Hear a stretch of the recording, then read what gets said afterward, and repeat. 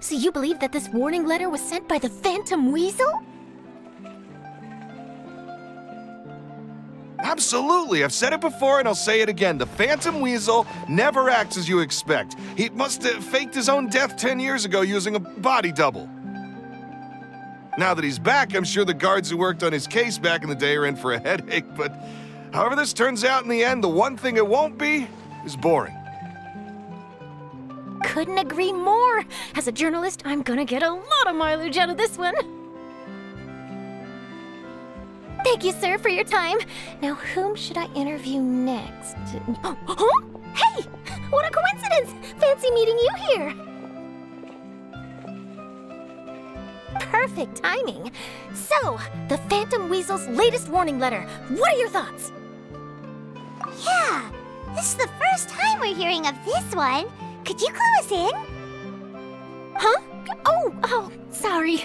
Yes, this case is from a decade ago. I guess you wouldn't know about it. Well, not to worry. You're in good hands because I'm a professional. The story goes like this. 10 or so years ago, a phantom thief became active in the court of Fontaine.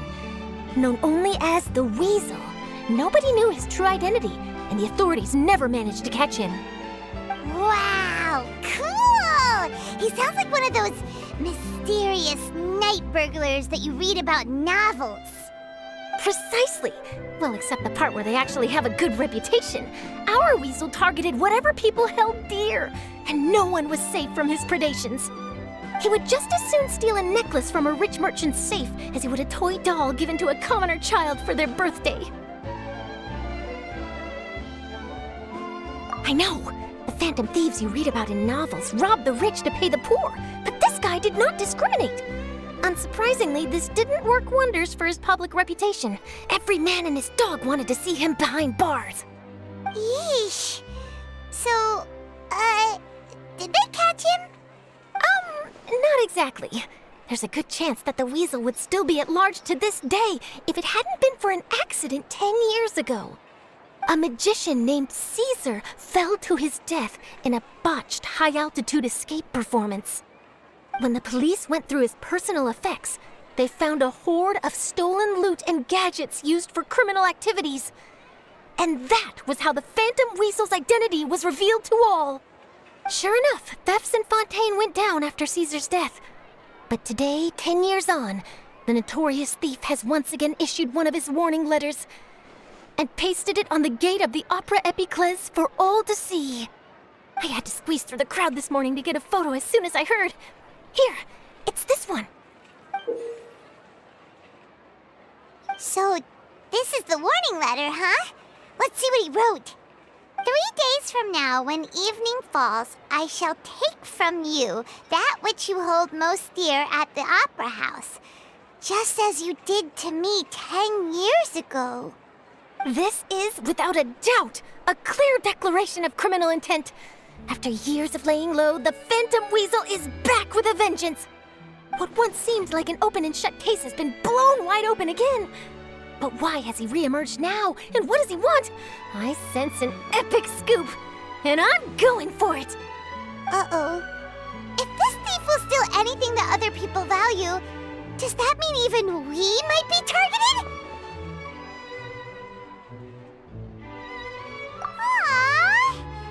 But Paimon doesn't want to get kidnapped. Well, he'd have to go through you first. You would stop him, right? Okay, the people have spoken. It's clear that the public are very concerned about the Phantom Weasel's reappearance. Let's see, I've got a photo of the letter, my interview notes. Yep, that should be enough to form the skeleton of my article. It does feel like something is missing, though. Something exclusive. Who should I interview next? I need someone with a more concrete connection to the weasel. Is that who I think it is? Lyney! Magic, magician, Caesar, the Phantom Weasel! That's it! Let's go interview Lyney! You see, the original Phantom Thief Caesar was a magician too! And what do Phantom Thieves and magicians have in common? They both have an air of mystery about them. Perhaps there's a connection there. Are you serious? What sort of a deduction is that? Oh, relax! My journalistic instinct tells me that an exclusive news story is beckoning. Let's go! No time for delay!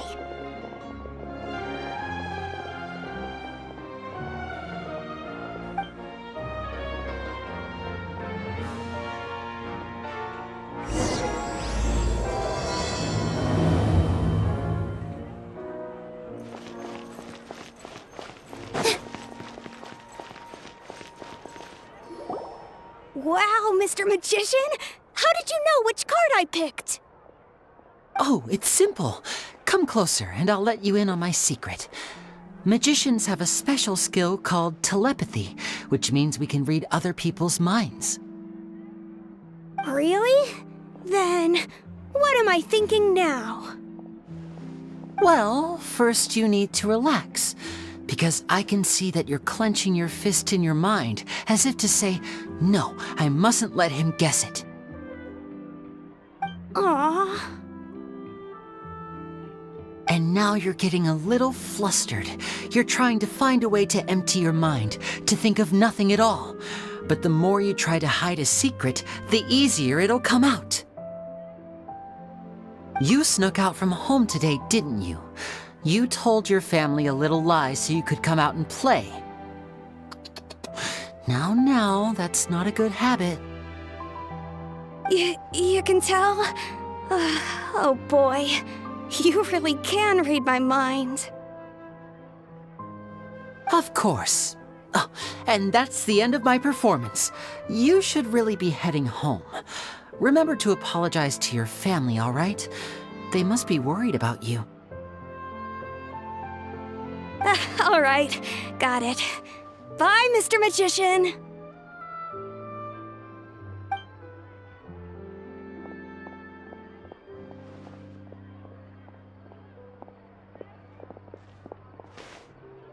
Hey, Lyney? Why, hello. We meet again. Are you looking for me? What's the situation? Well, why don't you guess, Mr. Telepathic? Oh, please. You didn't believe that spiel, did you? The power of telepathy is quite beyond me.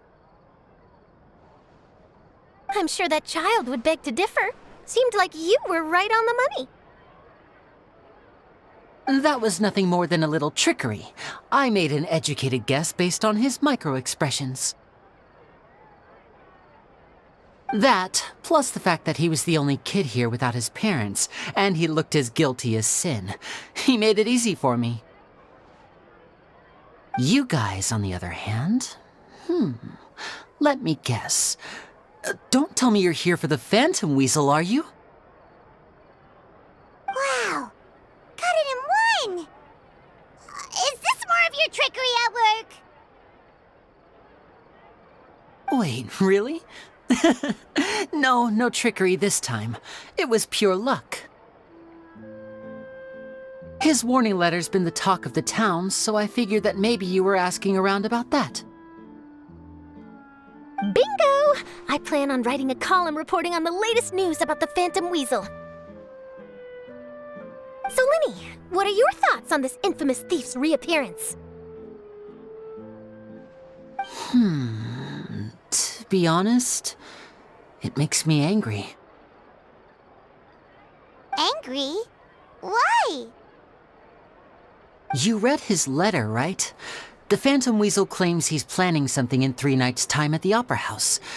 That's the night I'll be performing there. Huh. What are the chances? a minute. You don't think he's after you, do you? Well, if he is, then his warning is clearly a direct challenge to me personally. And if he's not, then it's still going to be a huge headache for me. The mere mention of the weasel's name is enough to scare people off, so once the contents of that letter get out, barely anyone will be showing up to watch my show. But I've been preparing for this for a long time. I'm not about to let him ruin my big day. This leaves me with only one choice. I have to expose the Phantom Weasel's identity before the show begins. Really? So what you're saying is, we might get to see a live duel between a famous magician and an infamous thief? Wow, this has exclusive written all over it. To be honest, I'm not sure if I'll emerge the victor. The Phantom Weasel is a notorious crook, infamous for his inscrutable methods. You're being far too modest, Lyney. I think your magic tricks are even more inscrutable than those of a thief. Thanks for the compliment, though I have to say I don't care much for the comparison. A lot of people liken magicians to thieves because we both have the ability to make things disappear without the person noticing. But there's an important difference that these people overlook. Allow me to demonstrate with a quick magic trick. Here, I have a flower, just an ordinary flower that was picked not long ago. Watch it carefully now. 3, 2, 1. It's gone! That's the question. Where did it go? Therein lies the difference between us. Thieves make precious things disappear, but only magicians make them reappear. If I could now invite you all to check your clothes, there might be a surprise in there somewhere.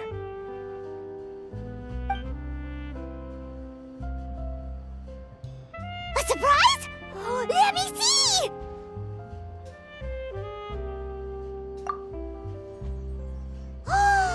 It's right there! But how? You haven't moved this whole time! What an outstanding trick! Sorry, Lyney, it seems that my previous praise was woefully inadequate. Clearly, magic is the superior art form to theft.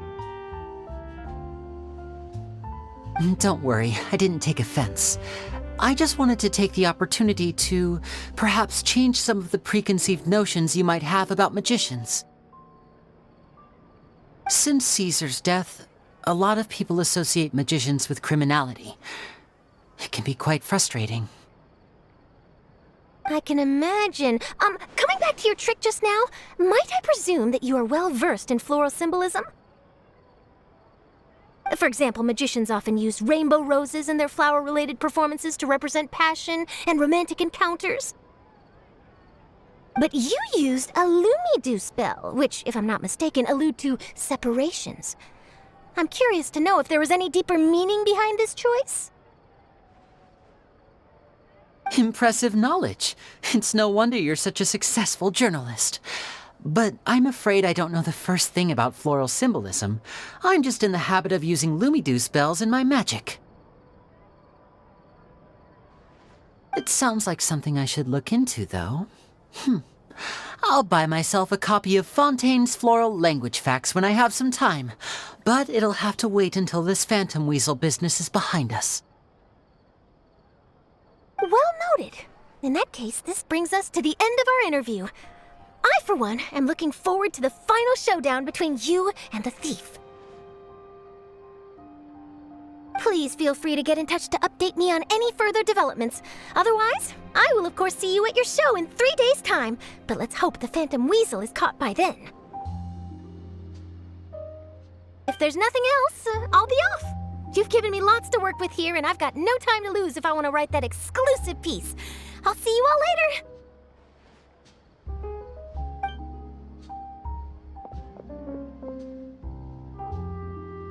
So, Lyney, are you gonna tell us how you did that flower trick now? I'm afraid that's my little secret.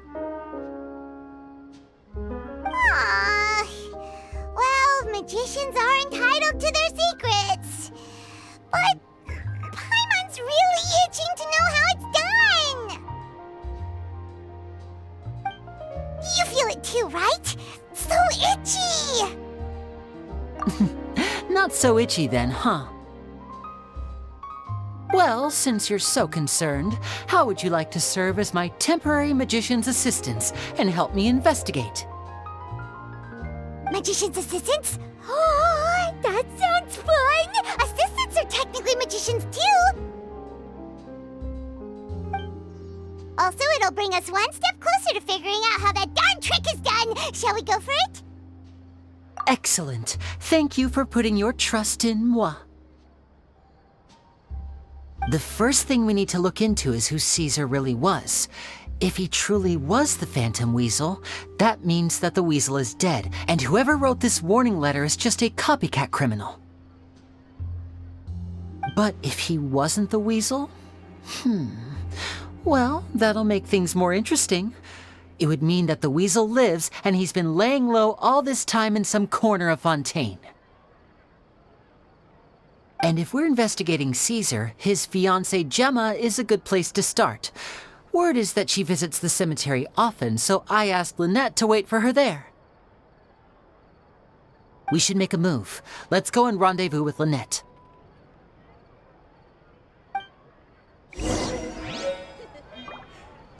Fresh fruits, sweeter than syrup.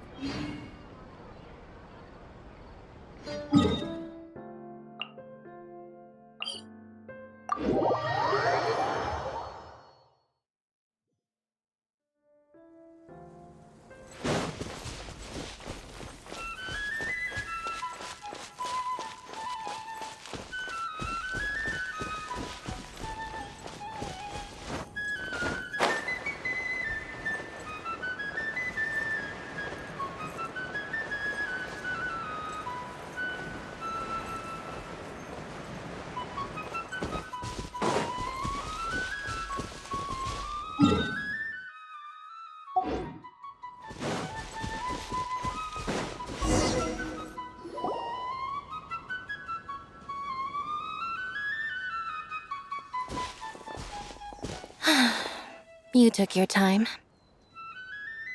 Sorry, I bumped into the Traveler and Charlotte en route, and we ended up chatting for a while.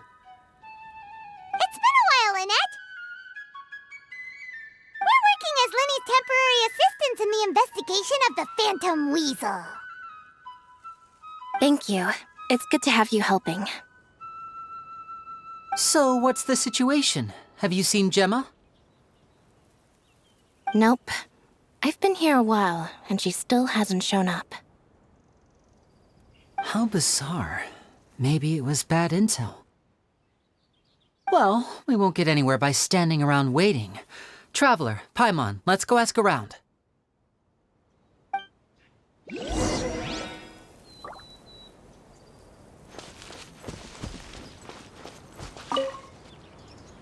Excuse me, good sir. Do you by any chance know a Gemma?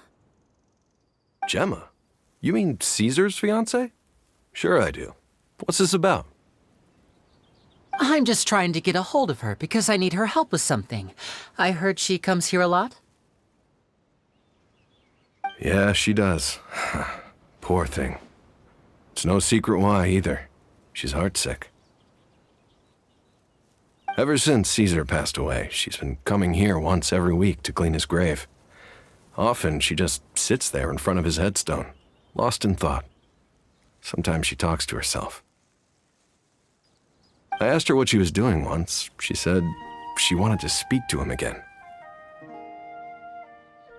She knows he's gone and can't hear her from the grave, but she just likes to spend time there, telling her fiancé all about how her life is going. And she's been doing this ever since Caesar passed away? Oh, so 10 years. Wow, their love must have been really strong. I'll bet. Caesar's reputation fell apart after his identity was revealed, so no one else visits his grave. Gemma's the only one who still thinks about him after all these years.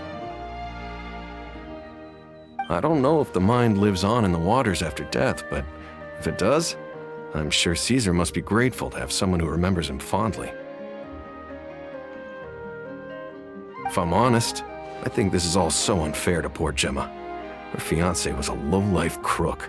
He doesn't deserve someone like her. Anyway, all of that said, she's running later than usual today. Normally, she'd be sitting in front of his grave by now. I wonder if she's okay. Well, that's everything I know, I'm afraid. You might have more luck asking some other people. All right, well, thanks for sharing all of this with us. We'll keep asking around. You're welcome. I just hope she'll be able to move on one day.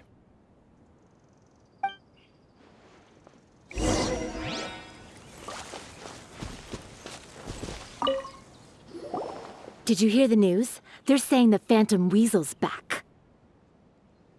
You're kidding. Wait, isn't he dead? I don't know anymore. All sorts of news flying around nowadays. I can never tell what's true and what isn't. But what if, just hypothetically, I mean, what if this weasel's the real deal and Caesar was framed?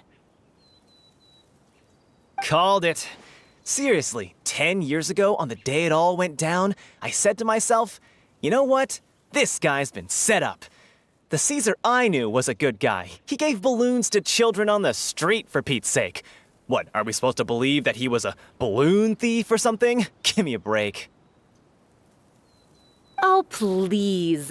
Weren't you the one cursing his name to high heaven when the police announced the news? You were all, oh, that gosh darn lousy son of a, you think you know a guy, or words to that effect. Wait, did I say that? I don't seem to recall. Hello there. Sorry for disturbing you, but I couldn't help but notice you were discussing the Phantom Weasel. We're actually quite interested in this topic as well, but we're struggling to get to the bottom of it. Do you think you could spare a moment to tell us a little bit about Caesar? You've come to the right people. Yep, I was there. Back when Caesar used to perform magic tricks on the street. He was a great magician. The best trick I ever saw him do was pop a transparent balloon, only for a whole bunch of doves to fly out from the inside. I was right up close and didn't blink or look away once. But for the life of me, I still don't have the faintest clue how he pulled it off. Really incredible stuff. I saw him perform too. He always used to bring some gifts along for the kids who came to watch his show, and he'd hand them out after he was done.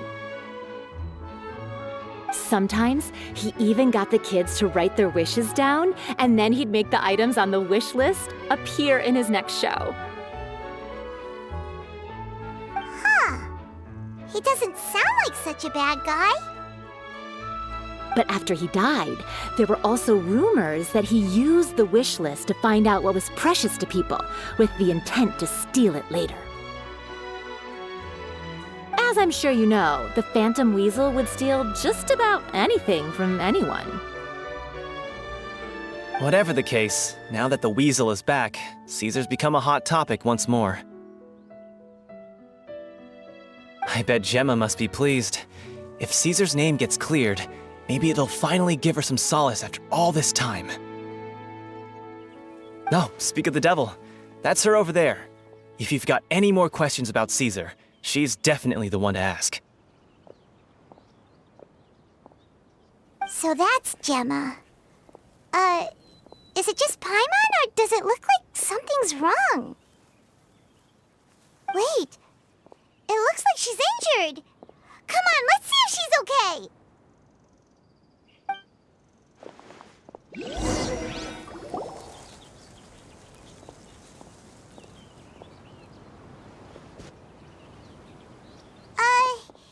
Hi there.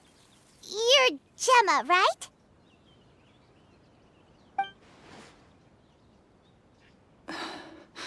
Who's asking? Don't be afraid, we mean no harm. It looks like you're injured. How bad is it?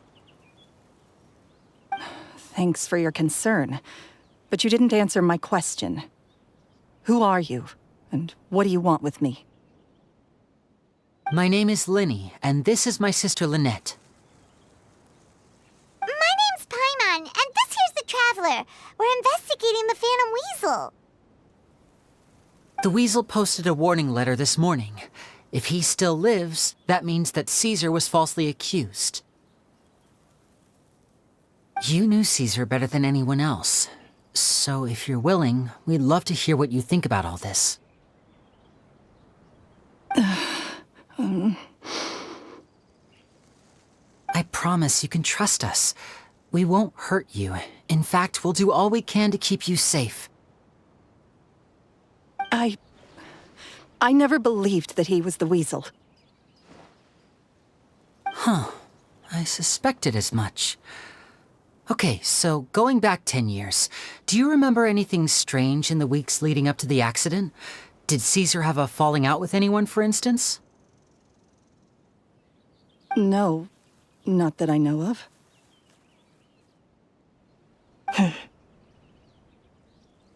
Got it. All right, sorry for disturbing you. If you don't have any more questions, please leave. I want to be alone with him.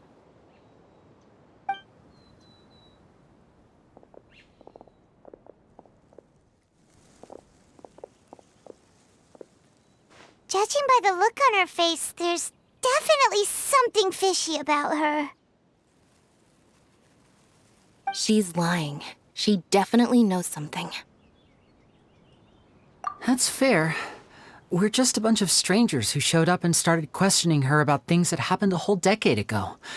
It makes sense that she'd be wary around us. In any case, I doubt we'll get any further here, so let's call it a day. Meet me outside Hotel de Boer tomorrow, and then we'll start the next step of our plan.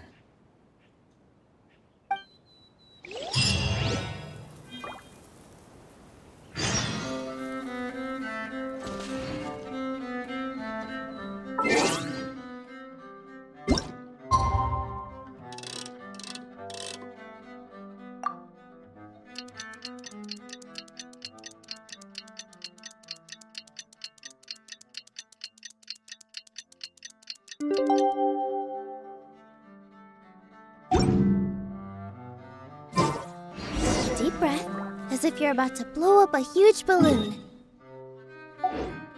Exhale all your sleepiness into it, and then, poof! It's now flying away.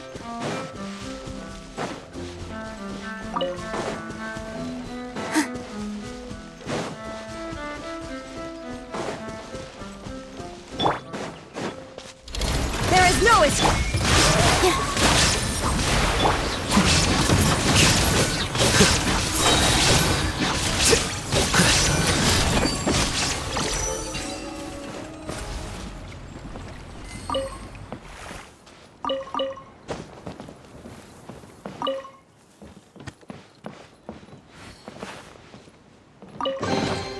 Here you go.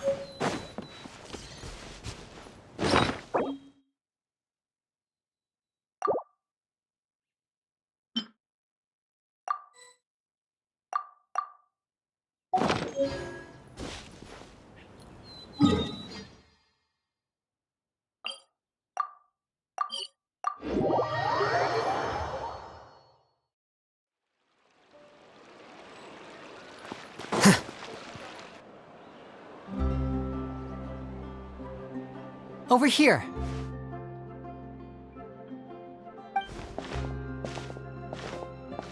Lynette's not joining us today?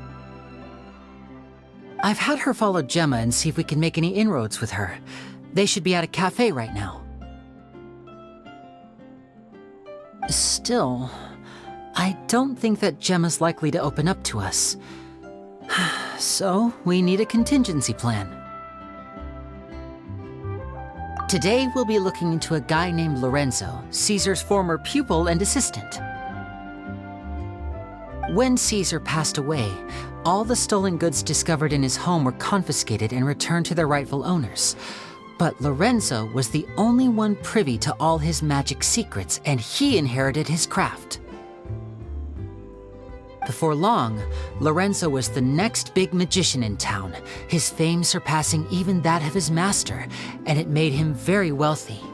He's since left the magic scene, though, and these days, he's a wealthy businessman with his fingers in a lot of different pies. I had to pull a lot of strings, but I managed to get him to agree to a couple of drinks with me. Be warned, though, I hear he's got a hair-triggered temper. We'd best be careful.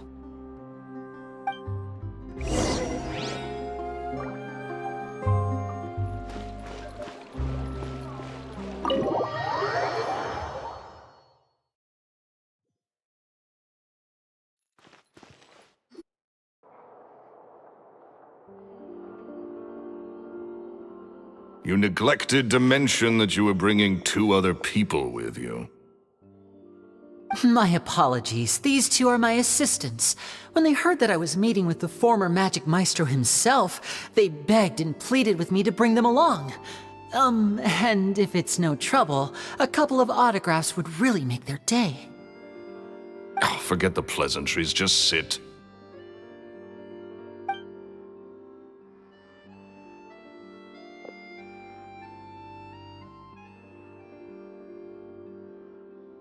Get a load of this guy. Forget the pleasantries, he says, but he looks pretty happy about Lyney stroking his ego. I only agreed to meet since we're both magicians. Do me a favor and cut to the chase. I have more important things to do than drinking. Much obliged, sir. As it happens, the matter I want to address is also related to magic. Yesterday morning, a warning letter from the Phantom Weasel appeared on the entrance to the Opera House.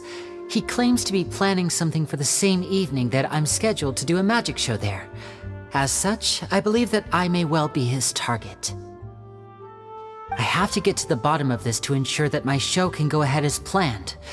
Naturally, any investigation into the Weasel starts with a few questions about Caesar, who... What is there to investigate? Caesar was the Weasel, and he's been dead for 10 years. So what if some sick creep thought it'd be funny to write a warning letter? It changes nothing. Are you trying to tell me you actually bought it? Please, sir, no need to get so worked up. I do concede that a copycat is but one possibility. Possibility? It's a fact, Lyney. Look, my patience is limited, so listen carefully while I'm still willing to put up with you. The Weasel is dead. Period. Everyone knows that, so do yourself a favor and quit this investigation. It'll lead you nowhere. Look, if this affects your magic show in any way, I will personally compensate you for any losses. Oh, sir, I'm honored, really. But this isn't about finances for me. My pride as a magician is what's at stake here, Lorenzo. Copycat or not, this person has thrown me the gauntlet, and I must meet their challenge head-on. Your pride? Don't mince words with me, boy. Just tell me, what exactly are you seeking to do? I want to find out the Phantom Weasel's true identity. I have to know for myself what really happened 10 years ago. What would that accomplish? And what do the events of 10 years ago have to do with you, anyway? Look, you of all people should know that a magician never reveals their secrets. And in any case, dead men don't talk. So if you really care about your magician's pride, then you'll forget about Caesar and move on. Uh-oh, this is getting awkward. Lorenzo? Is that? Oh, it is you! I know that big, booming voice anywhere. What's up, my man? Want to grab a drink with me? Another day, I'm busy. Oh, come on! You can't be all business all the time. You know what they say? Live fast, die young. You gotta learn how to kick back and relax once in a while. If I wanted your life advice, I'd ask for it. Now get out of my face and go be drunk somewhere else. Sorry, my good sir. I don't believe I've had the pleasure. Oh, hey! Edmondo. He and I are business pals. We worked together a bunch of times. This is your first time meeting him? Oh, he's always like this. Foul-mouthed and hard-nosed. Never heard a kind word out of this guy the whole time I've known him. And he wonders why he can't get a girlfriend, despite being, what, pushing 40, 30, something? Anyway, point is, a lot older than when he first got rejected by the girl he was into. And he's still into, from what I hear. Shut up and get out of my face. Another word out of you and you can forget about doing business with me ever again. Do I make myself clear?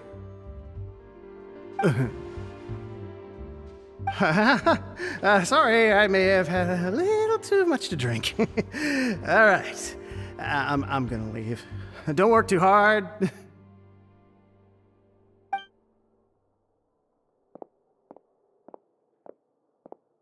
I think it's high time I made a move as well.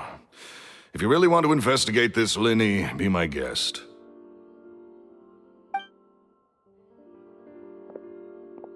But if nothing good comes of it, don't say I didn't warn you.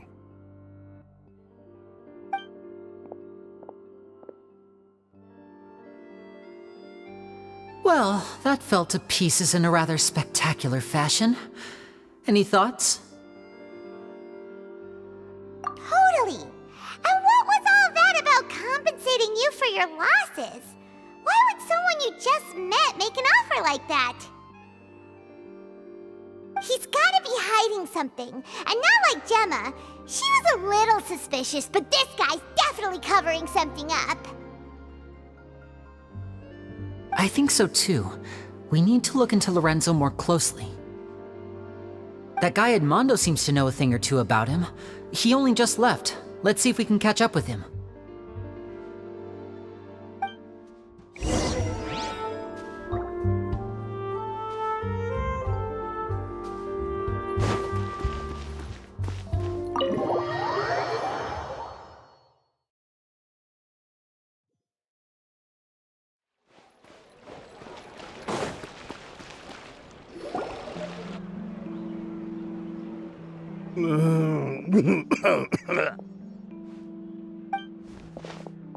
You okay there? Who are you? Oh, it's you guys. Don't worry about me. I must have had one too many. I just need to ride it out. I said way too much back there, didn't I? Yeah, I nearly talked myself into complete financial ruin. Note to self, no more drunken chats when Lorenzo's around. So, he was serious about threatening to cut you off? Ugh, Paimon knew he was a bad egg! Hey! Keep your voice down. Don't go prying into Lorenzo's personal affairs. Bad things happen to people who ask too many questions, or make an enemy out of him. What kind of bad things? Don't even ask. I'm sorry. I'm gonna have to cut this conversation short. I'm not crossing that line again. And take it from me, trouble with Lorenzo is one thing you don't need in your life. You saw him flare up back there. I don't know what you said to him, but clearly it touched a nerve. That's not a good sign. You're too young for this. Don't get in over your head. I'm leaving.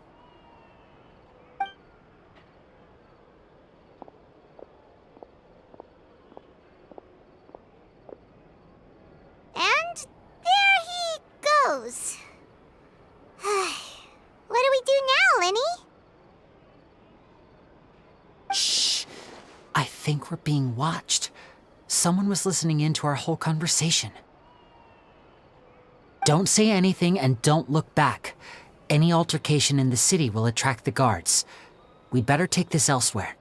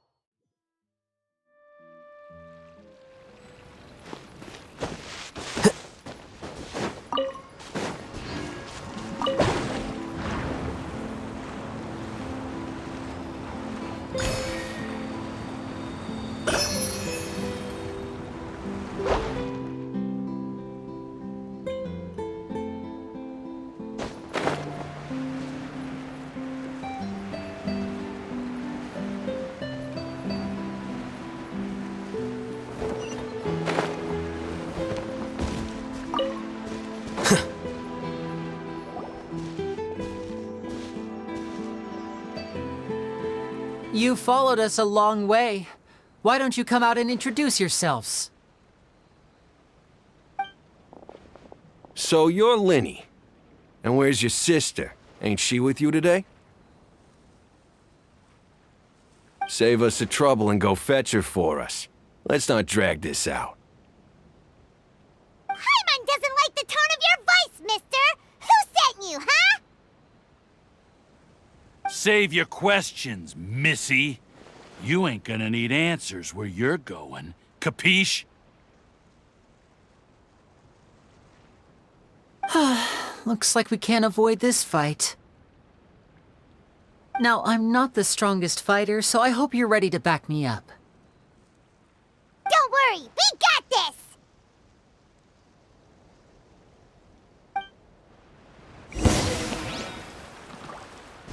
Shine down! Here!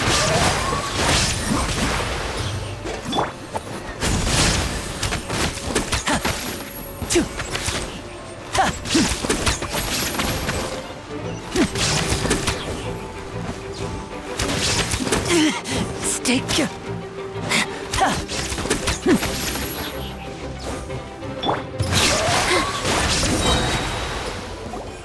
Curses. They're tougher than we thought. Vision wielders are always trouble. Intimidation ain't gonna work like it did on the lady. Come on, let's scram! Hey, wise guys! We ain't through with you yet! Oh, they got away! Did you catch what they said just before they left? Something about intimidating someone else. Sounds like they just wanted to rough us up as a scare tactic, and they've already done it to someone else, but who? You're right. She was injured when we saw her yesterday, and she acted like she had something to hide.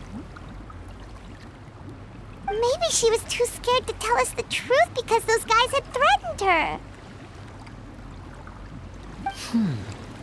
Well, if that's the case, she should be more willing to open up to us once she learns that those thugs won't be bothering her anymore.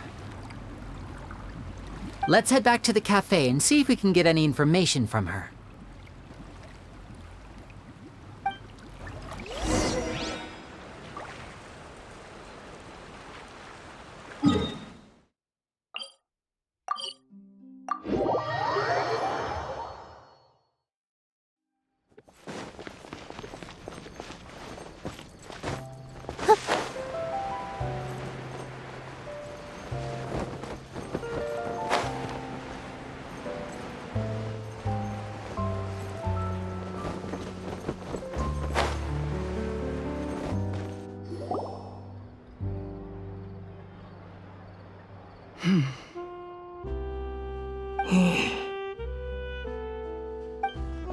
Gemma?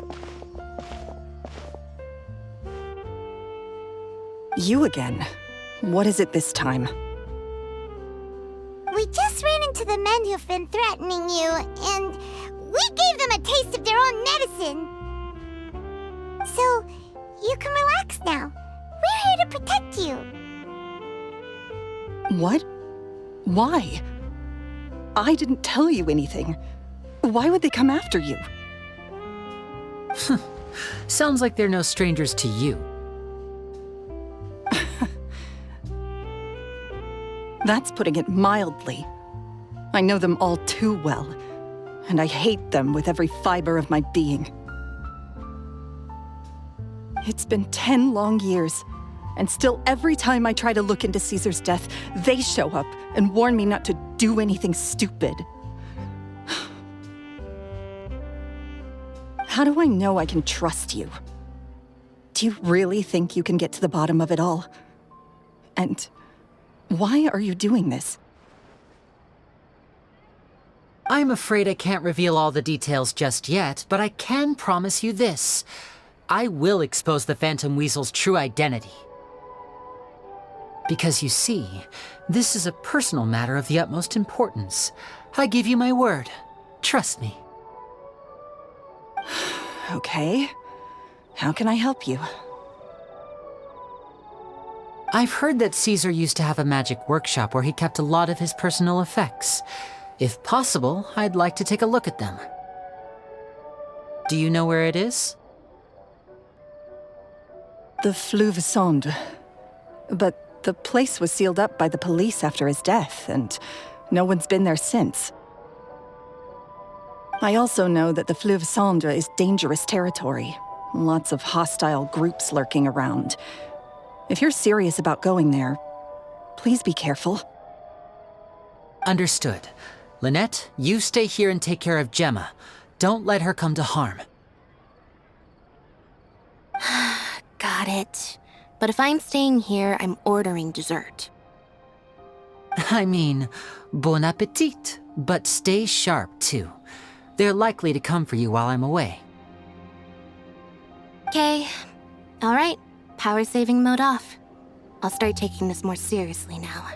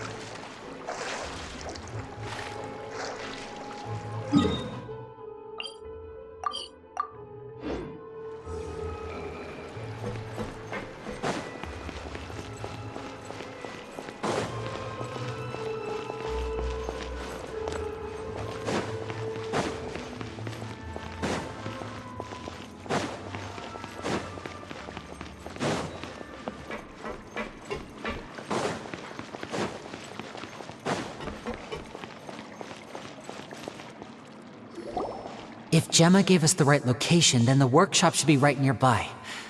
Huh. Looks like these boxes are blocking the entrance. Let's shift them away first.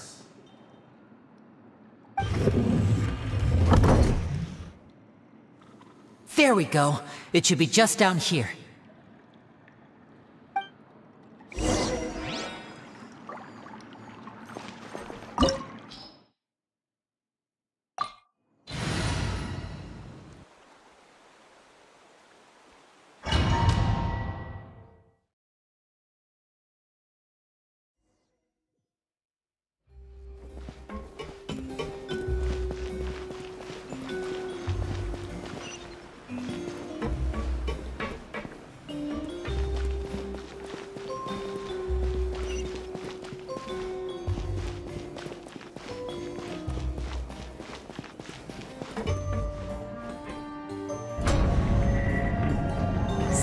This was Caesar's workshop. Nothing suspicious here, just normal magic props. Let's head in further.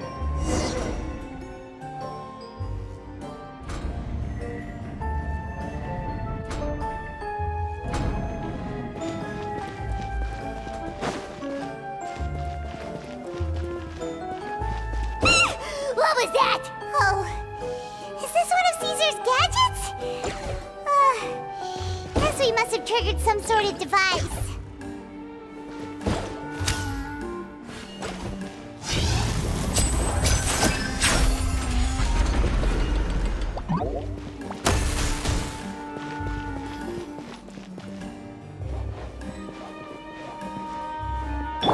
There is no escape!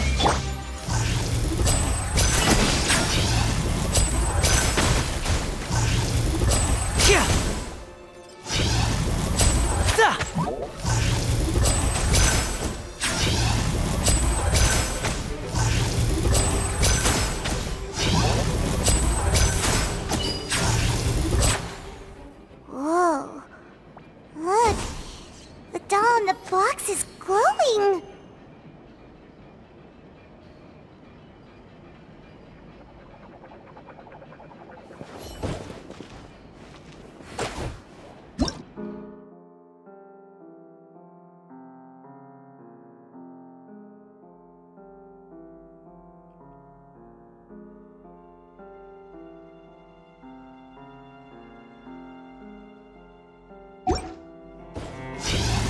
There's something written on the card on this doll. Let's take a closer look.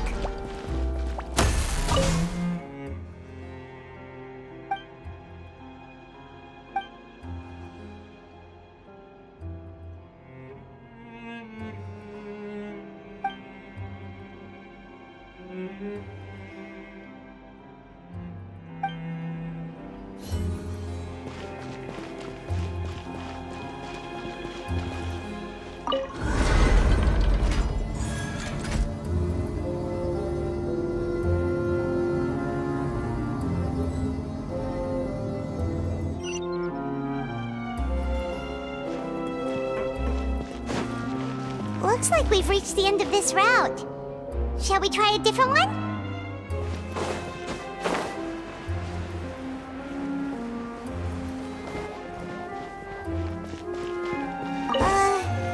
These magic boxes are moving.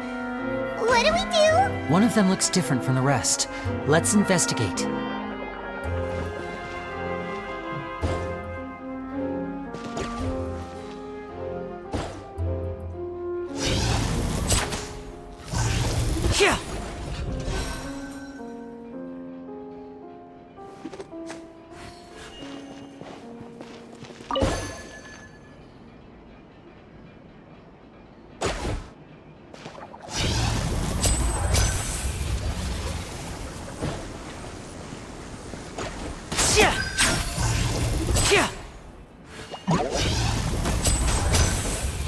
Got it.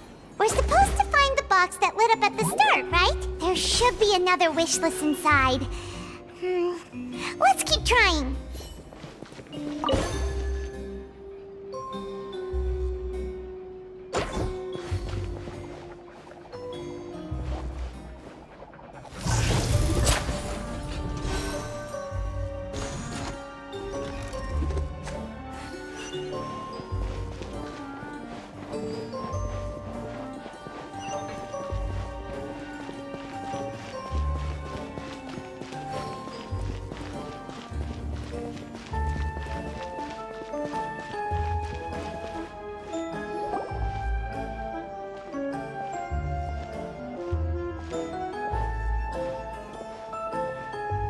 That's weird. Have we reached the end already? There's nothing here. Maybe this was a wasted trip. This place seems a little too ordinary for a magician's workshop. There's a distinct lack of mystery. We've triggered quite a few devices on the way here. I'm starting to wonder whether Caesar built this whole place as one big, elaborate magic contraption. If so, then there must be more to this place than meets the eye. Maybe a hidden room somewhere. Aha! If I just move this book, then hopefully... and... presto!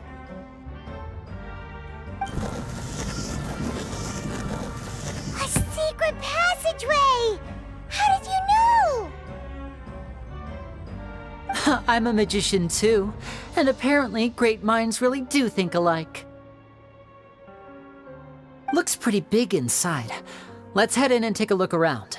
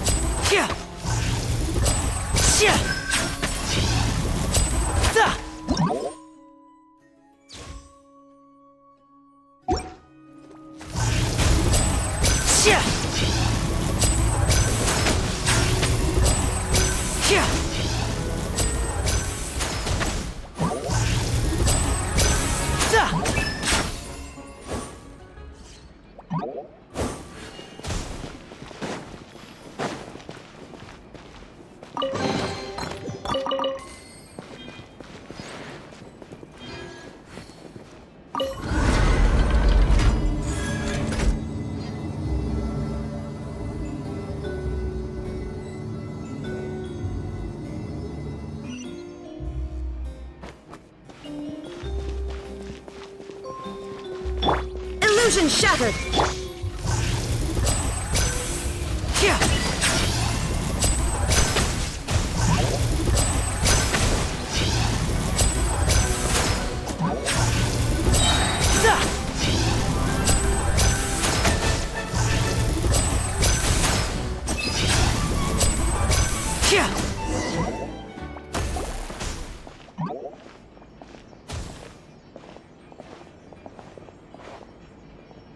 Why have you stopped, Lyney? Is there some device in that box? It just looks familiar somehow. Let me check this out for a second while you guys go on ahead. If anyone makes a major discovery, let's rendezvous here. All right, see you in a bit.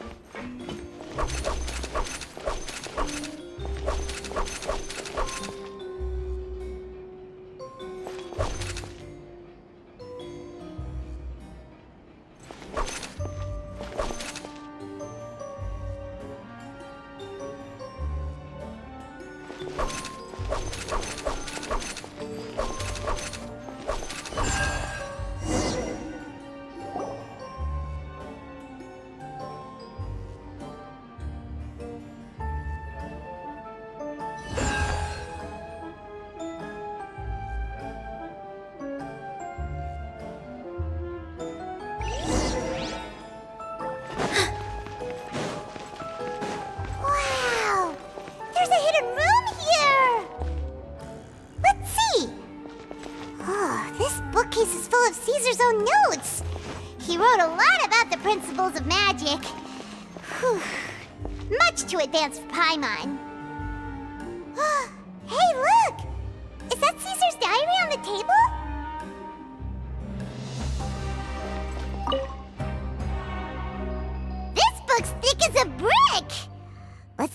inside it, shall we?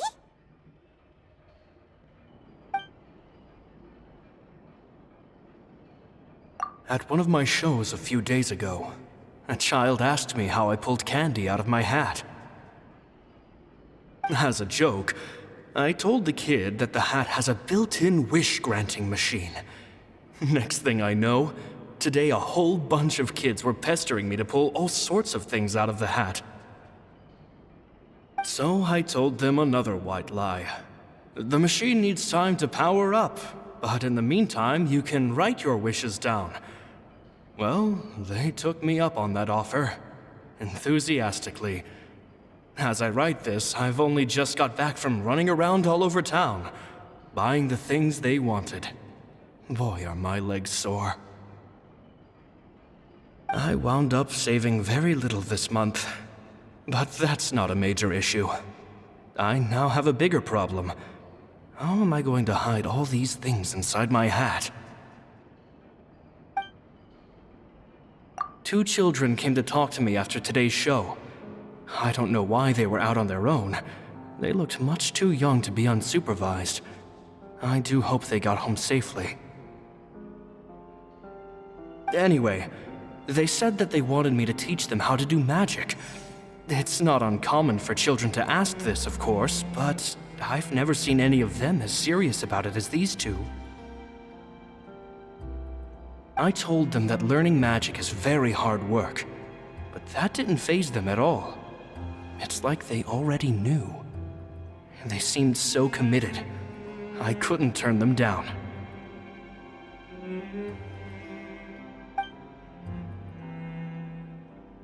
It seems like something's bothering Lorenzo lately, but he won't open up to me about it. Surely he's not upset that I agreed to teach those 2 children. I'll have to talk him around. I have a good feeling about those kids. They're naturally talented, and it seems like they're not new to the world of magic. They have all sorts of fantastic ideas. All I'm really doing is helping them develop a more professional standard training plan. They wanted to call me Master, but I told them they absolutely mustn't. Any magician worth their salt could have taught them what I have. They're the geniuses here. Compared to them, I don't deserve to be called any sort of master. With time, I have no doubt that they could become far greater magicians than I. My only concern is why they're so mature for their age.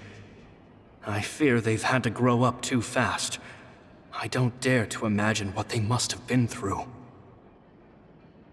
Gemma thinks so too. She doesn't like being around them.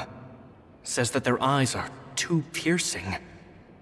They don't bother me, but then again, I've never been the sharpest tool in the shed.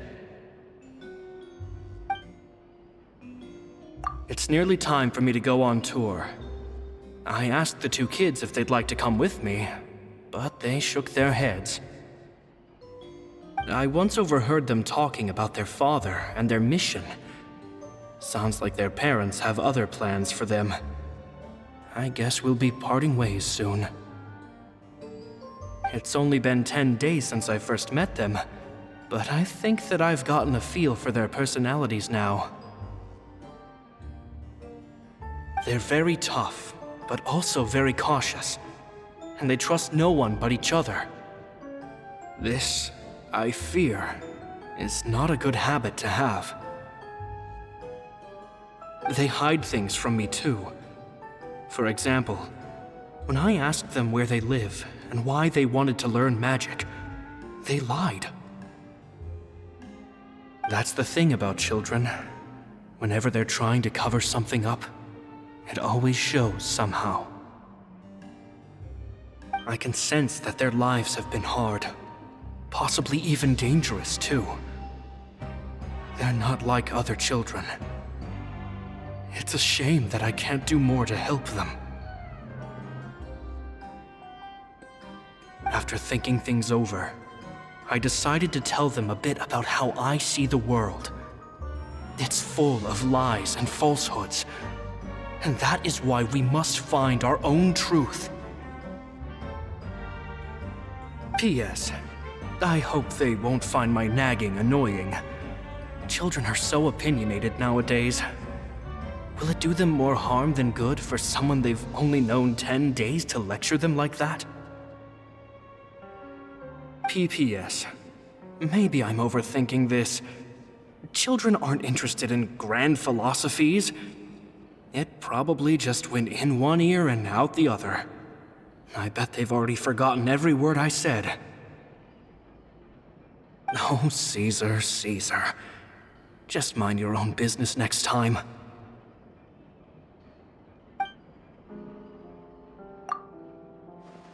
Two magic geniuses with a father and a mission, huh? Sounds a lot like he was writing about Lyney and Lynette, don't you think? So did they meet Caesar when they were kids? Let's go ask Lyney!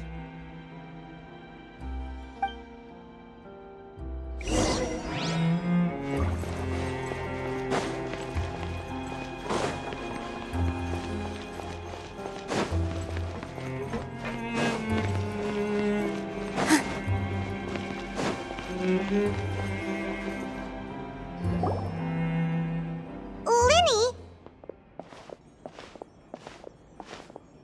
Shh, hold that thought. As I expected, there's a lot of fishy things going on in this place. Fishy? Uh-oh, what have you found? All in good time. Before we go over our new leads, I want to tell you how a high-altitude escape is performed. First, the magician slots themselves into a magic box in full view of the audience. The box is then suspended high in the air, and a short while later, the base automatically opens. At this point, a dummy will fall out of the box, but it looks real enough to grab the audience's attention, and they start wailing and screaming. Meanwhile, the real magician, who has by now blended into the crowd, waits for a good moment to make their appearance and put on a hysterical performance. Oh no! Is that me? Did I just fall to my death? Very vivid description. Paimon can really picture it. And then what? The audience's gaze then turns to the magician, and by the time they realize what's happened, the dummy has vanished, as if everything that just happened was some sort of shared illusion. Of course, that's just how I think the process should work, theoretically speaking. The inventor of this trick never performed it successfully. When the box opened, Caesar was the one who fell out, and not the dummy. He fell right to the ground from the highest point of the opera house. No one could hope to survive that fall, not without a vision at least. And no one else has ever attempted this trick since. My understanding of how it works is just based on what I could gather from his notes and the relevant gadgets here in his workshop. So Caesar's famous high-altitude escape has never been done, huh? Paimon was about to say how cool it would have been to see it in person, but if it's that dangerous, it's probably for the best that no one else tries to do it. Wait a second. So if a dummy's supposed to drop out of the box, then where does the real magician go? How does he get out? Glad you asked. That brings us to the secret of said box. This box right here is the one that Caesar constructed himself to use in the performance, and it's not as simple as it looks. Inside, there's a device that only the magician himself would know about. Once the magician's inside and the box is lifted up into the air, the audience's view of the box is fixed at a certain angle. From where they're standing, they have a clear view of the front, sides, and bottom, but the back and the top are now no longer visible. At this point, the magician presses a button inside the box, opening a secret door out of view. He then escapes through this trapdoor onto the opera house roof, waits for the dummy to fall and distract the audience, and quietly returns to ground level. That's way simpler than Paimon imagined. Even Paimon could probably do it. Well, there's a little more to it than that, of course. The hardest part of this trick is controlling the audience's mood and reactions. That takes an exceptional degree of showmanship. There's the falling dummy, the miraculous reappearance, the pompous performing. Maybe the magician would even have themselves tied up before it begins to strengthen the impression that there's no escape. Many days and nights of careful research and painstaking practice would have gone into this, all culminating in a performance just a few minutes long, but one that still manages to transform the shock and grief of a tragic accident to the joy and laughter of a mesmerizing magic trick. Caesar was a highly accomplished magician. But unfortunately, even he didn't manage to pull it off. So, how did it go so wrong? You said you found some fishy stuff here. Have you figured out what really happened? I can make a pretty good guess. I looked into the case files. The magic box Caesar was using at the time of his death had the secret button I mentioned positioned on the right-hand side. And sure enough, he always used his right hand as his dominant hand in public. Okay. Nothing suspicious there. But here's the strange thing. Most of the devices in this workshop have the mechanism on the left-hand side, including this box right here, which leads me to believe that Caesar was in fact left-handed. Because a magician can't afford to have their most basic habits stand out too much. People naturally focus their attention on the most important details of the task or situation at hand. But a magician needs to be able to redirect an audience's attention at will, so as to avoid arousing their suspicion. The essence of magic is getting people to believe a lie.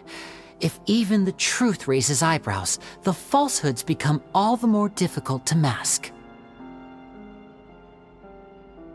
And so, Caesar trained himself to use his right hand to align with his audience's expectations. Great magic always requires sacrifices. But in his most stressful and nerve-wracking moments, and when no one was watching, reflex would kick in and he'd use his left hand. That's why he set his gadgets with the mechanism on his left. Exactly. I think that's likely what happened. Caesar would have been under a lot of time pressure during the escape. He'd have had mere seconds to open the hidden compartment, retrieve the dummy, then open the secret door and make a swift escape. But I'm sure he was confident. He would have rehearsed countless times to the point where it was second nature. He'd barely need to think about what he was doing because muscle memory would guide him through. So he opened the compartment, took out the dummy, checked everything was in order, and then went to leave. With his left hand, he reached for the button, and suddenly, his heart skipped a beat. It wasn't there. Much like when you reach for your keys but find your pocket empty, his mind needed a moment to process what was going on. Instinctively, his left hand would keep feeling around for the missing button, maybe for another second or two, until the bottom of the box gave way. With the stakes being as high as they were, just a 2-second delay cost him everything. The authorities would find nothing suspicious and conclude that his death was due to his own error. When in reality, someone switched the boxes, and they did it to murder him. But how would they be able to make the switch without being noticed? That would be difficult to pull off, no?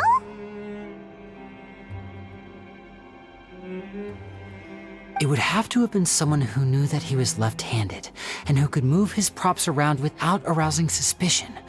Someone who was always by his side. Isn't that right, Lorenzo? You just couldn't let sleeping dogs lie, could you? There's not a lot of people who'd go to all this trouble for some magician who died 10 years ago.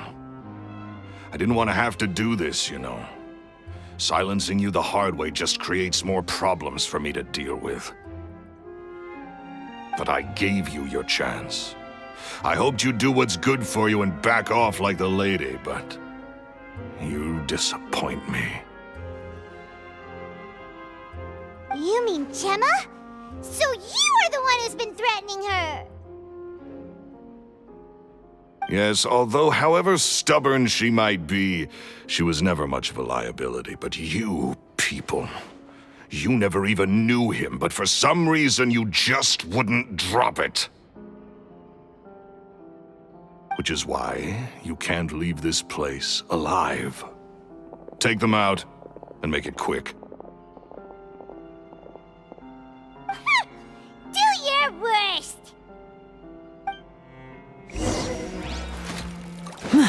There is no escape! Position, stick.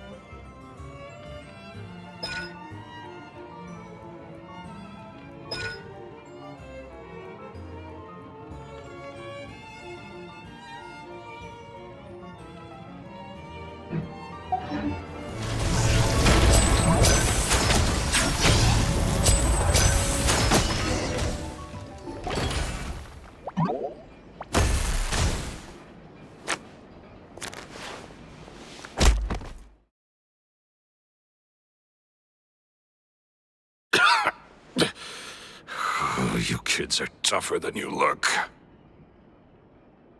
Had enough yet, Lorenzo? Your cronies can't help you now.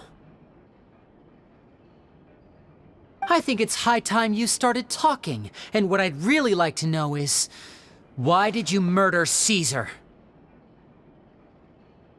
If I had a mora for every time you said that man's name. Of course you idolized Caesar, everyone else did. But I was the real genius magician. Me!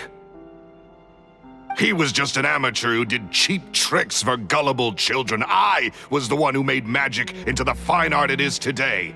The aristocrats doffed their hats to me! So it was jealousy.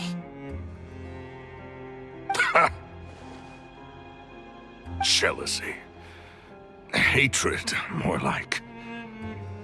I hated Caesar.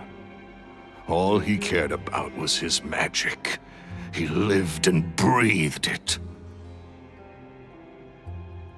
He poured everything into his street performances and his stupid tours like it was just a hobby to him, never bothering to think about Mora. What sort of fool devotes their life to the art of deception and never has a Mora to show for it? But the people loved him, didn't they? Oh, how they looked up to him. No one gave me a second look. All I ever heard was, "Oh, your master's amazing, isn't he?" amazing. Yeah, so amazing that he was completely broke. Every other apprentice was living it up at their master's expense, but no, not me. I put in all the work, mastered all the skills, and it brought me nothing more than the life I already had. He forbade me from using magic to trick people out of their mora. There was nothing he hated more than that. And with his reputation in Fontaine, it was too risky for me to go it alone. As long as he was alive, if I dabbled in my own brand of money-making magic, he would expose me, and it would destroy me. I had to kill him. There was no other way. He had to go.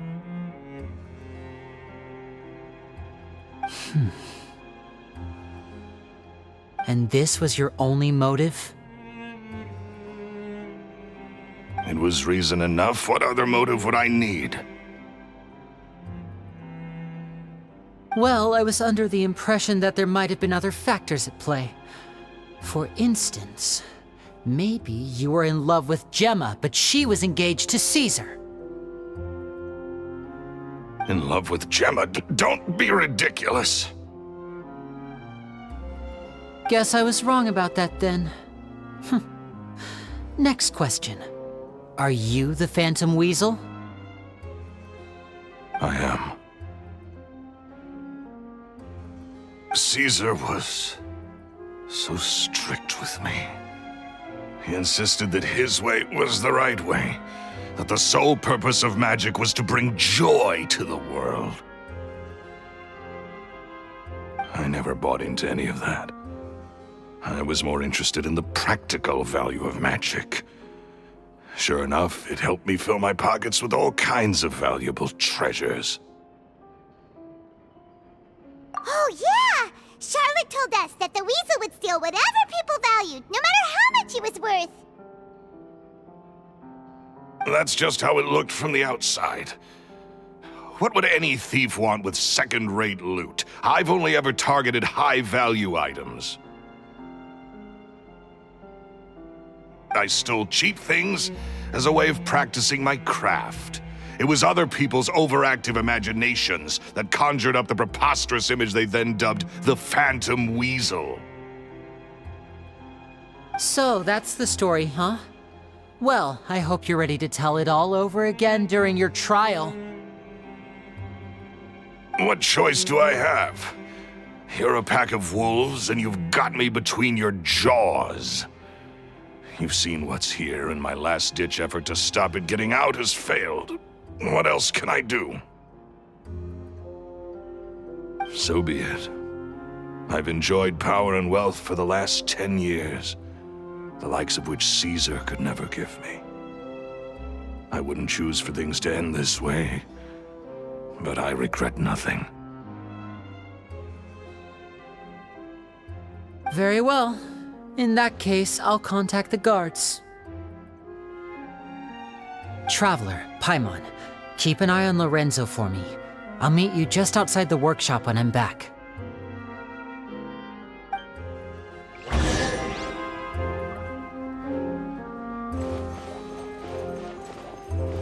At least I can finally stop looking over my shoulder now.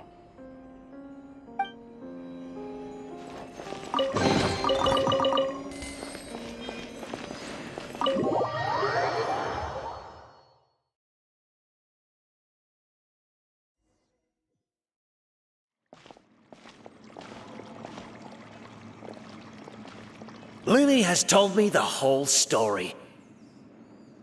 Lorenzo, do you confess to the murder of Caesar and to framing him for the Phantom Weasel's crimes?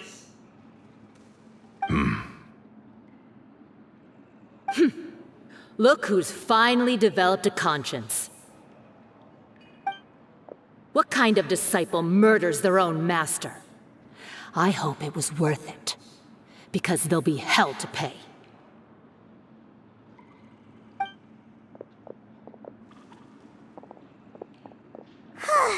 Looks like it's all over. What should we do next, Lyney? Should we start preparing for your show? Let me think. Let's rendezvous with Lynette and Gemma first. With Lorenzo in custody, Gemma will no longer have to fear for her safety. Good point! We should go tell Gemma the good news right away! It'll give her some peace of mind for sure!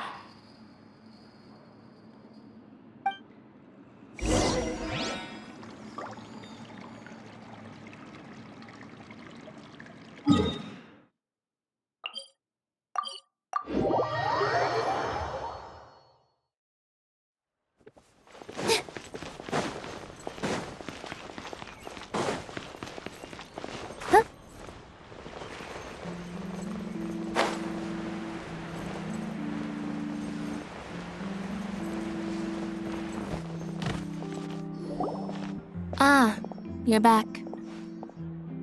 You were so quick. I've only just finished my third dessert. Your third? Lynette, come on, we've talked about this. Everything in moderation. You're not gonna have any room left for dinner now. It's fine. I'll shift to exercise mode and jog off the excess sugar. That's besides the point. Well, it's done now, but try to eat a more balanced diet in the future. Point taken. Did everything go okay? Of course! Lorenzo was no match for us. The guards are taking him into custody as we speak. Gosh, that's amazing. I'm sorry, I still didn't know if I could trust you, but now it seems I can. I had my suspicions about Lorenzo, but It's okay, we understand. He did threaten you. Paimon would find it hard to trust strangers in your position, too. But you don't need to be scared anymore. Everything's gonna be okay. Sorry. My emotions are all over the place right now. I've been waiting for this day to come for so long. I always wanted to report Lorenzo. He took all of Caesar's property, which I found suspicious, but I had people watching me all the time, so I couldn't risk looking into it. I was so afraid. I was scared he'd do something terrible to me, and then no one would be left to visit Caesar's grave. So I never had the courage to speak out. Thank you all. Truly. Thank you so much.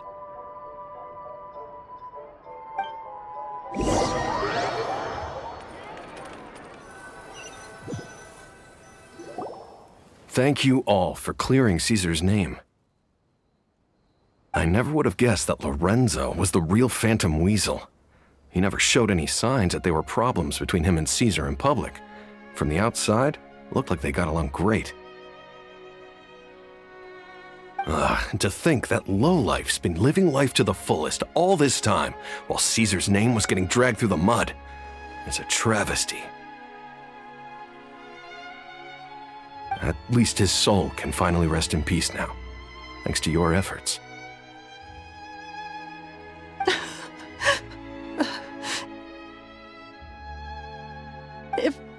If only I'd realized before it was too late. Don't blame yourself, Gemma. This isn't your fault. Yeah, you still have the rest of your life to live. Caesar wouldn't want to see you spending it feeling guilty.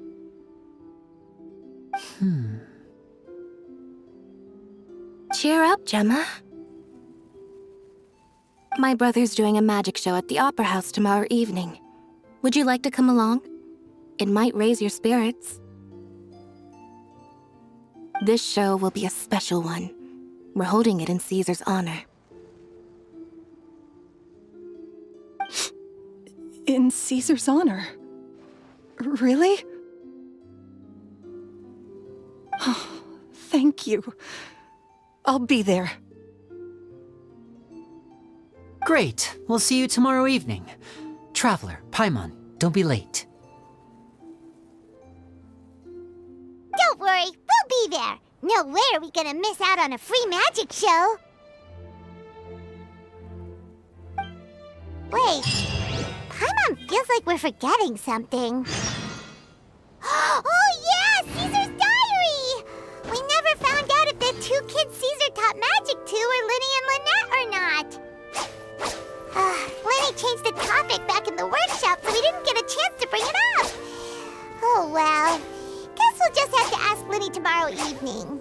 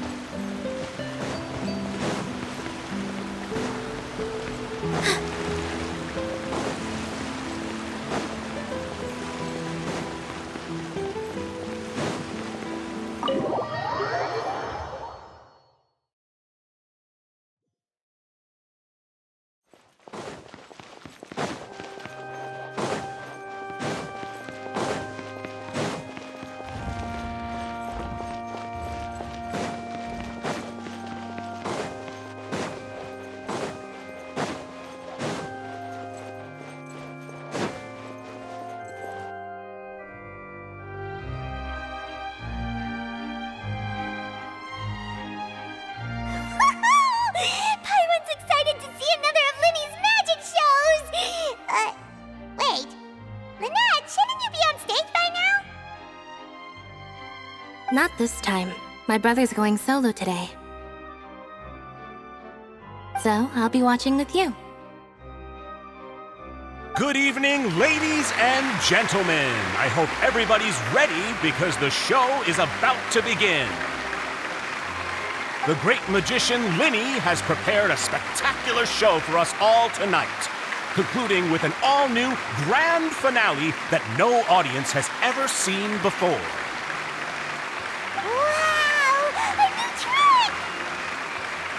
Thank you all so much for coming. Now, prepare to join me on a journey through the mystical and miraculous.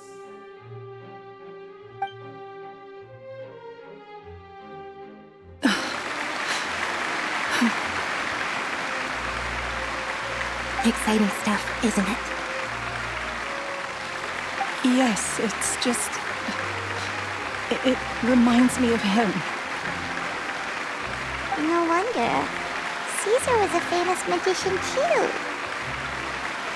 So, how did you two first meet, Gemma? Well, I was out on the street once, and I saw him performing for little children. Children love magic because they're willing to believe in things that can't be rationally explained. Caesar had this amazing way of bringing them into a dreamlike world. And somehow, I felt drawn to him too.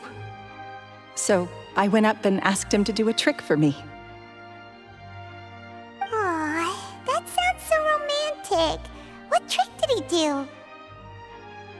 It was with a flower. He took it in his hand, snapped his fingers, and it magically appeared on my head. I was so happy that day. No one had ever given me a flower before that. Oh, that's so cute! Actually, now that you mention it, Lyney's done that one before. Is that right? Then I suppose he's a romantic at heart, just like Caesar. So let's treasure the time we have with him. After all, you never know when the people dearest to you might be gone. That's right. It's all over now. Paimon doesn't really know how to comfort you, but at the very least, no one's gonna be intimidating you from now on. You can breathe easy at last, right? Right. Yes, you can breathe easy now, Phantom Weasel. See? Even Lynette says... Wait, what? The Phantom Weasel? Lorenzo escaped? Where is he? What do you mean, Phantom Weasel? As Lyney once said, a performer's job is to commit fully to their role and put on a flawless performance for their audience. But once the bag of tricks is empty and the curtain falls, it's time to end the show. The spotlight is no place for someone with no more cards up their sleeve. It's been 10 years, Gemma. Aren't you tired of the grieving widow act? I think it's time to put an end to it.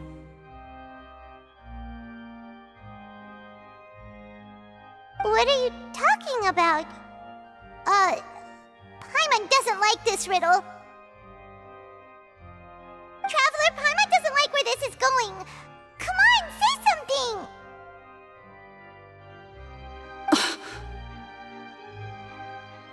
Ladies and gentlemen, I hope you're all enjoying the performance so far. There will now be a brief intermission, after which Lyney will perform the most electrifying act of tonight's show, the one we've all been waiting for. The final performance will take place outside of the Opera House, so please make your way outside in a calm and orderly fashion. The Phantom Weasel never did like public places, did they? Don't worry, this place will be quiet soon. Let's talk somewhere else for now.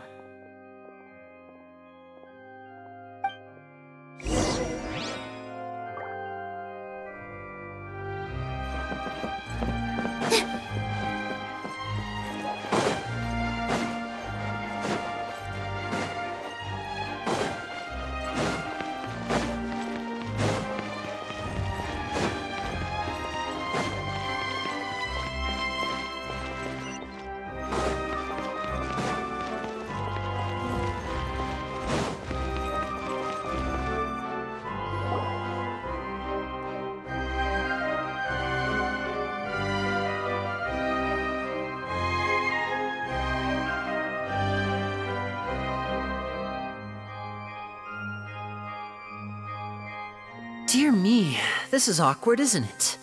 And unfortunately, I'm all out of gadgets, so I'm afraid I can't do any tricks to liven up the mood. This is a big mistake for a magician to make, but thankfully, I do have a backup plan. Now, who wants to hear a story? Lyney? Don't we have more important things to address right now? Lynette accused Gemma of being the real Phantom Weasel a moment ago. Oh, what the heck's going on? All in good time. Magicians are good at guessing what people are thinking. I know the questions you want to ask. And as it happens, the story I'm about to tell might answer a few of them. Really? Well then, let's hear it! Paimon's dying of curiosity here! Let's go back to the very beginning. A decade ago, when the Phantom Weasel was terrorizing the court of Fontaine, She never missed a target, never left a trace, and no treasure was safe from her thieving hands. But as her infamy grew, so did the readiness of the police, and her opportunities to act became ever fewer. Every day, she ran the risk of being exposed for who she was. Of course, she could not simply take this lying down, and before long, she found her ticket to freedom. She would create a scapegoat, a false weasel to close the chapter on her behalf. After weighing her options, she set her sights on a renowned magician, Caesar. After all, magic and theft shared enough similarities for people to buy the story when the truth came out. So then what? Being the master deceiver she was, the weasel easily earned Caesar's trust. Now all that remained was to frame him for her countless crimes. But as she was considering how to make her move, she noticed Caesar's aggrieved pupil, and a new thought entered her mind. Maybe I don't need to get my hands dirty after all. At her encouragement, Lorenzo tampered with Caesar's magic box, causing him to fall to his death.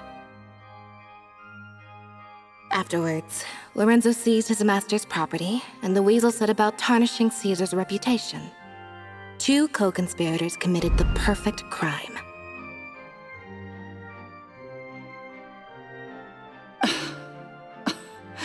I've got to hand it to you.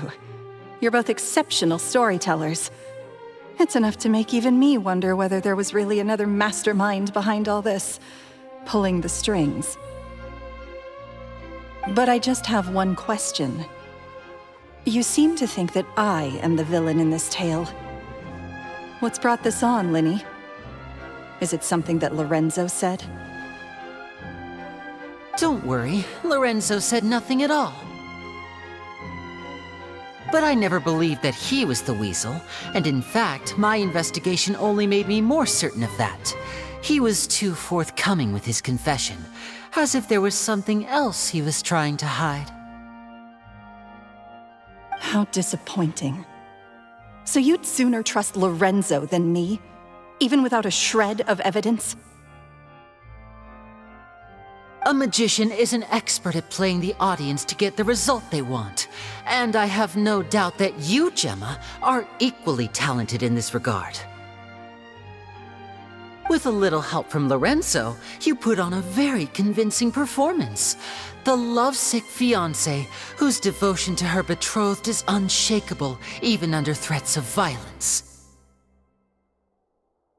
Caesar was maligned and hated by all for 10 years, but you? Everyone sympathized with your plight. Who would suspect for 1 second that the lovely young lady always seen weeping in front of Caesar's grave was actually the mastermind behind his demise? No, not that poor lady. Perish the thought. Wait, so you mean the whole intimidation thing was just a hoax? Gemma and Lorenzo were both in on it? But why would Lorenzo agree to that? And why didn't he sell her out even at the end instead of admitting to being the weasel himself? Yes, why indeed?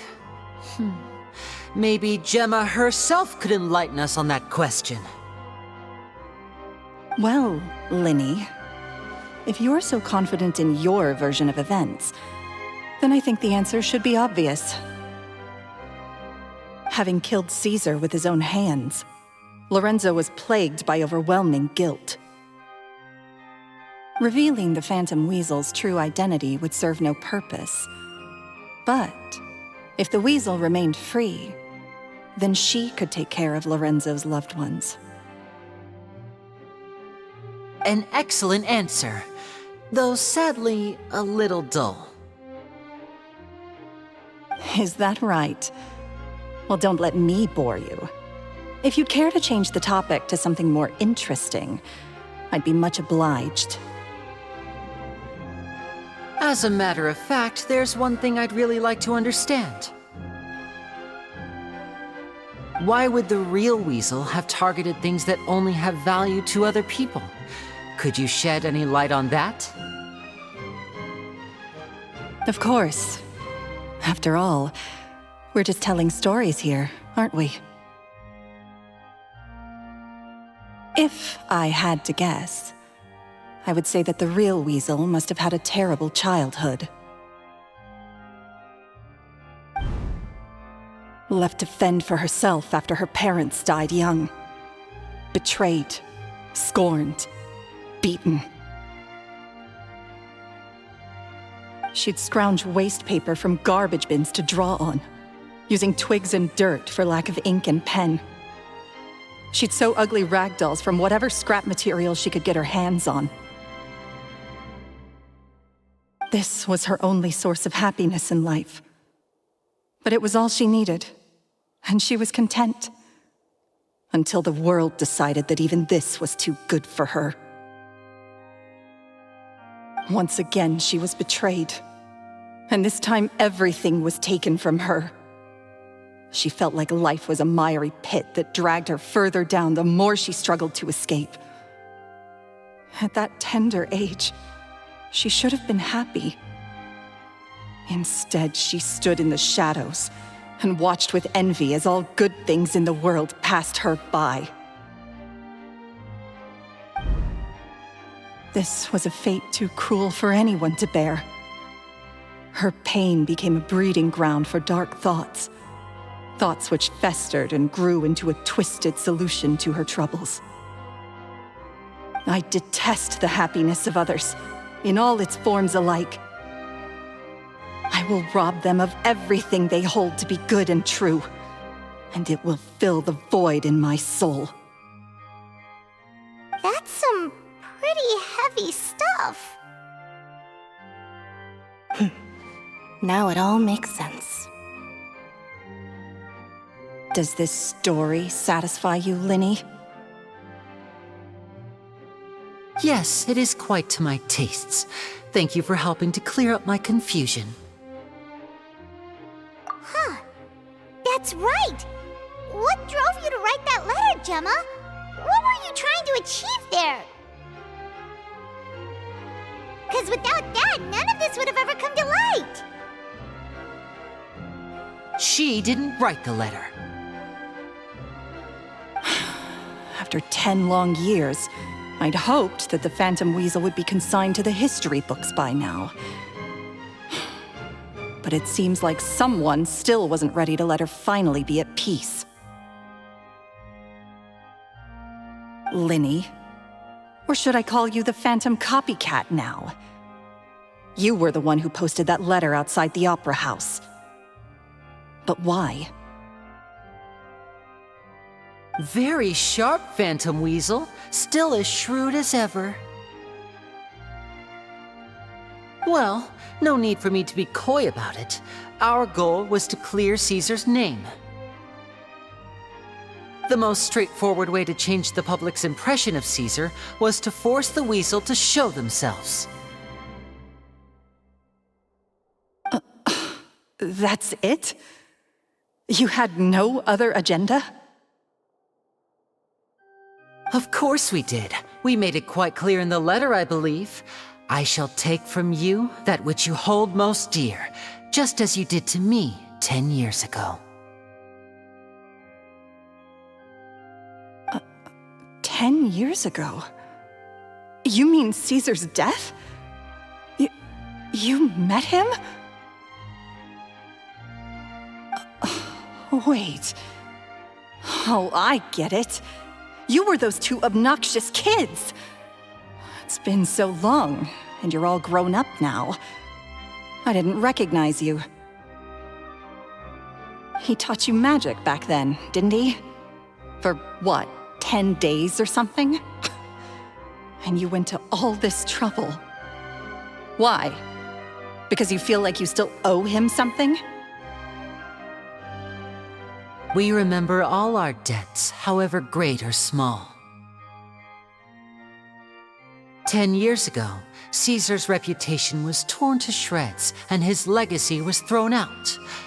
10 years on, and no one cares what the truth is anymore. But we did not forget, and so we came to find you. And? What exactly did you take from me? I'm still standing, as you can see. Lorenzo has admitted to everything. I'm free. Free? Do you really think so? Caesar once told me that even though the world is filled with lies and falsehoods, we must find our own truth. I think that applies to you too. Truth can take many forms. Prized possessions with nostalgic value, fervent hopes and dreams, and irreplaceable people.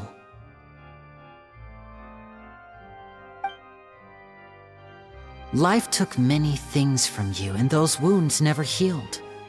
When they ached unbearably in the dead of night, stealing became your way of numbing the pain. What are you trying to say?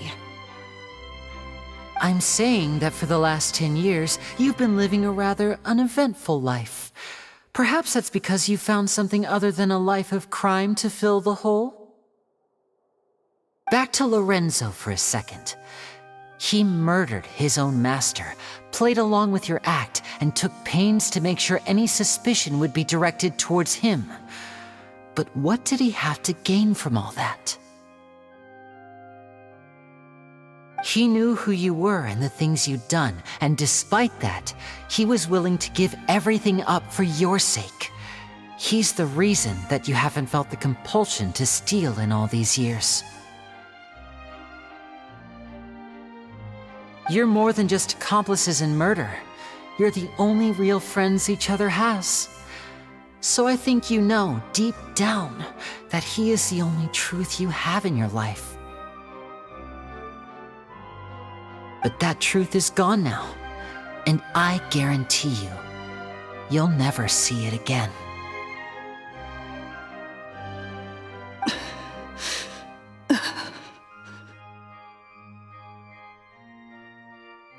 Congratulations on your freedom, Gemma. Your freedom will cost you dearly. From now on, you'll be all alone in a world full of lies and falsehoods. I do hope you'll be able to bear it. You've still got a long life ahead of you after all. Gather round, one and all. The time has now come for the amazing Lyney to perform his final act in tonight's show. I'm sure you're all wondering what he has planned for the grand finale. Well, wonder no more, for the answer is a death-defying high-altitude escape. A high-altitude escape? I'm sure you all remember the magician Caesar. This was the very trick that led to his fatal fall, after which he was dubbed the Phantom Weasel. So we have now learned that Caesar was wrongly accused, and that the real Weasel has now confessed to their crimes. Guess that's my cue to leave. Whew. I've been practicing this one for ages now, but I'm still a little nervous. Traveler, Paimon, I hope you enjoy the rest of the show. There may be a lot of people watching tonight, but you alone are my true witnesses.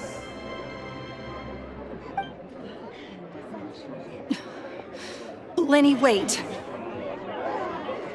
You two hid a lot from Caesar. He went to his grave without ever knowing your secrets. So what about now? Are you an open book? Or are you still the same as ever? You don't have to tell lies to end up isolated and alone. One day, you'll end up exactly where I am today. Maybe then you'll finally understand. You're wrong. I'm nothing like you.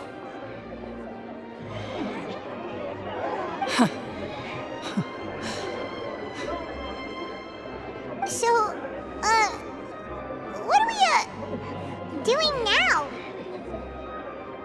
Like Lyney said, when you're ready, let's head outside and watch the show. What about Gemma? She'll figure out what's best for her soon enough. Oh, and if you'd like to see Lyney after the show, you know where he'll be. The usual haunt. All right. Well, let's go and watch Lyney's finale then. This trick's a pretty dangerous one, but he should be able to pull it off, right?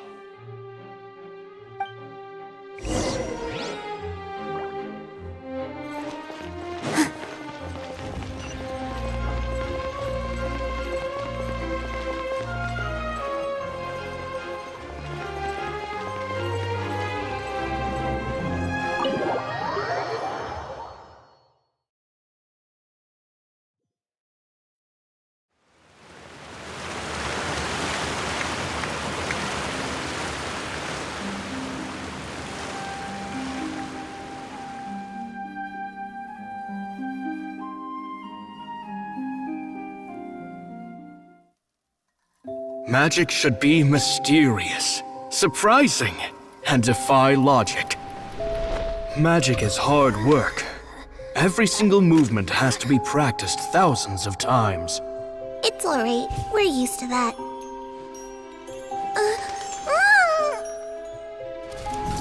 We're sorry. You've taught us so much, but we can't tell you the whole truth. It's okay. Do you still remember what I told you? This world is full of lies and falsehoods. I only hope that one day you can find your own truth. What about you? Have you found your truth? Magic is my truth. I want to perform a magic trick so great that people will always think of me when they talk about it. For a magician, what greater honor could there be? Look! Behold! Lyney is sealed inside the box. Will he manage to escape? 10 years ago, Caesar attempted this very trick, and it was at this precise moment that...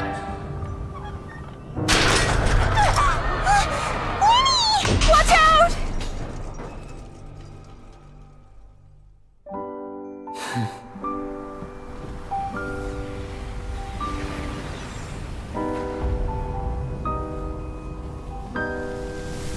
Mysterious.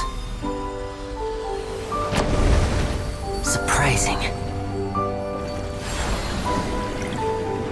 And logic-defying. Isn't that right? This honor belongs to you, Caesar.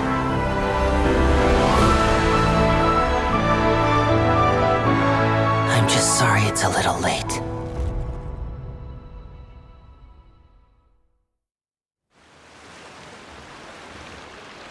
Did you see that? 1 minute he was falling, and the next, he turned into flowers. How could he possibly have done that? How mysterious. I didn't blink once. He just vanished right in front of my eyes. What a heart-stopping magic show! This was really worth the trip. Caesar's name has finally been cleared, and Fontaine's new star magician Lyney has fulfilled a wish on his behalf. Oh, I couldn't ask for a better grand finale. It will make a great headline for the Steambird tomorrow, even if I do say so myself. Whew. Looks like everyone really loved Lyney's grand finale. Paimon doesn't see Lyney anywhere. Where'd he go? Oh, Lynette said he'd be waiting for us at the usual haunt. But, where is that? Oh, you mean the one where Caesar's buried? Yeah, that's probably it. This whole magic show kinda seemed like Lyney's way of saying goodbye to Caesar. So it makes sense that that's where he'd be afterward. Alright, let's go look for him there.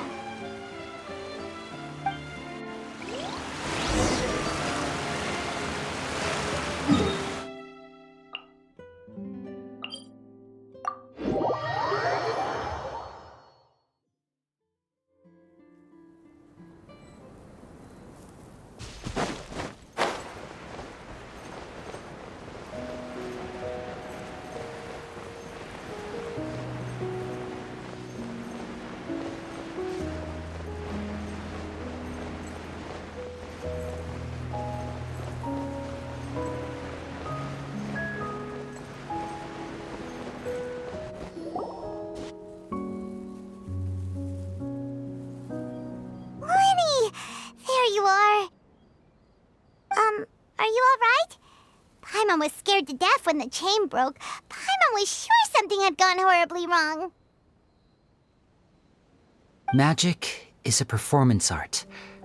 A magician has to get creative to keep the audience on tenterhooks. That's our job. So I tweaked Caesar's original setup a little to keep it fresh. I was honestly a little nervous during the live performance. The thought of falling, suddenly feeling weightless, seeing the sky and the ground spinning and spinning. Sometimes, I can't help but wonder what Caesar thought in those final moments. Did he regret taking Gemma and Lorenzo on? Or did he believe that it was his own slip-up right until the end? You know, Paimon's been wanting to ask you about something ever since we were in Caesar's workshop. You learned magic from Caesar once, didn't you? When was that? After I joined the House of the Hearth. To be honest, Lynette and I had an agenda when we approached him. I told you about my past before, remember? As a young boy, I survived by secretly learning magic from street performers. I'd watch their tricks and try to figure out how they were done. But I quickly realized that observation alone could only get me so far. What I saw was the polished final performance, but the rigorous training they put in behind the scenes remained invisible to me. I needed to learn how to improve my sleight of hand, hone my misdirection skills, and make niftier props. We were gifted enough that we'd made some progress by ourselves, but without proper guidance from a professional magician, we quickly plateaued. So that's why you sought Caesar out? Yes, we figured there was no harm in asking, but it took us by surprise that he was so willing to teach us. In all, we only spent 10 short days together, but he was very good to us. By contrast, we hid so many things from him. For instance, when he asked why I wanted to learn magic, I answered, "It's my passion." But in truth, there was already a lot more to the story by then. After being taken in by an aristocrat for our magic talent, then betrayed soon after, this was no longer about me doing what I loved. What amazed me was how the lie escaped my lips even as I was hesitating over whether to tell him the truth. Trust is a beautiful thing. Sadly, I'd forgotten how to trust by then. Lyney. Still worried about the way I feel? You really are a gentle soul, aren't you? But don't worry, I'm used to it now. From the mansions of the elite to the House of the Hearth, lies and selfishness have followed me and Lynette everywhere we go. After Caesar went on tour, we became busy with our missions. The next we heard of him was that he'd fallen to his death, and was now declared to be the Phantom Weasel. That night, I remembered his smile. But as I lay there, I didn't know what to say to him. To keep secrets is to put up walls. The longer you keep them up, the less you let people in.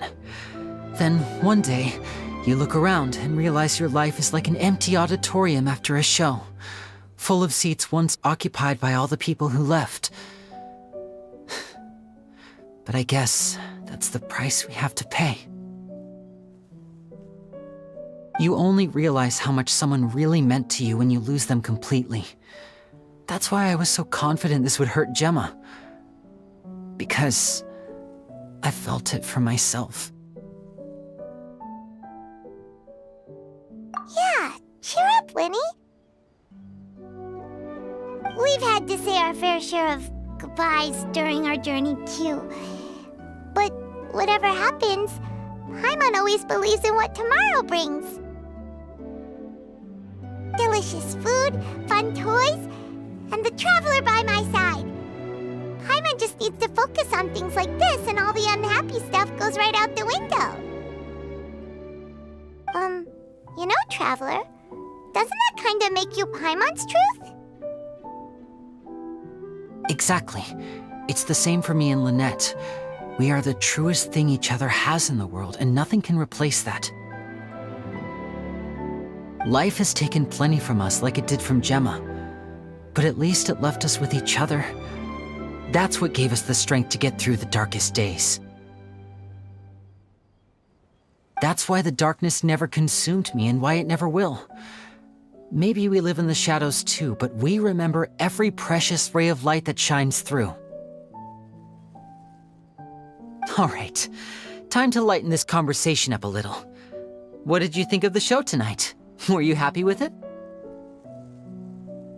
It was amazing! Paimon just wishes we hadn't been so distracted with the Gemma situation. We spent most of our time in the Opera House just talking and pretty much missed the entire first half of the show. Lyney, could you do just one more trick for us? Whoa, that's a bit of a tall order, I'm afraid. The show's just finished, so my sleeves are decidedly card-free right now. Aw, come on! Surely you can think of something. The Lyney Paimon knows can do anything if he puts his mind to it. Oh, all right then. I'll give it a go, but only because it's you. Watch closely. I have a flower in my hand. You liar! There's nothing in your hand! We ain't going along with this! Huh? My goodness, you're right. But I could have sworn I brought one here with me. Okay, try this. Count down with me. 3, 2, 1. 3, 2, 1! Now, have another look around. Maybe the flowers appeared somewhere else. Really? Let's see. Wow, there it is! Oh, this is a different flower from the last time, right? This one's called, oh yeah, a rainbow rose. But more importantly, Paimon has to know how the trick is done. Please, Lyney, pretty please! Well, if you want to learn magic, you'll have to start by addressing me as teacher. Fine. Please, teacher, please! Since you asked so nicely, I'll share one little tip with you. Namely, the student of magic cannot solely rely on others being prepared to reveal their secrets. You have to observe, think, and find the answers for yourself. Is that it? Look at the time. We shouldn't linger here too long. Thanks again for coming to see my show. I bid you both good night. I look forward to seeing you again. All right, fine. See ya! Shall we head back down too? Oh, Paimon can't wait to read The Steambird tomorrow. Paimon bets Lyney and Caesar will be plastered all over it. Let's head to the Steambird's offices tomorrow morning and see what we can find out.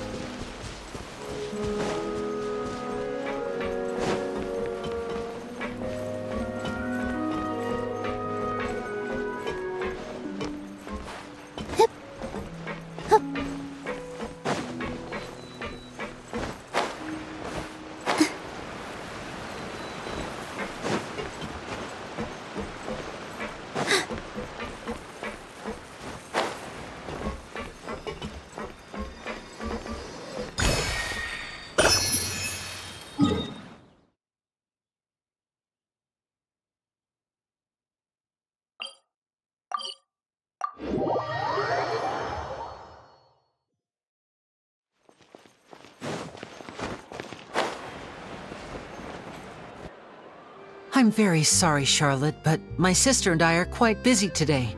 I'm afraid we'll have to decline this interview. Oh, please, Lyney, I'll only take a moment of your time, if you would be so kind. Huh? What's happening here? I spent all night writing my piece about the Phantom Weasel, and it was going to go to print this morning. But just as dawn broke, I suddenly received news that Caesar's fiancée, Gemma, had contacted the guards and confessed to having been the real Phantom Weasel all along. That was quick.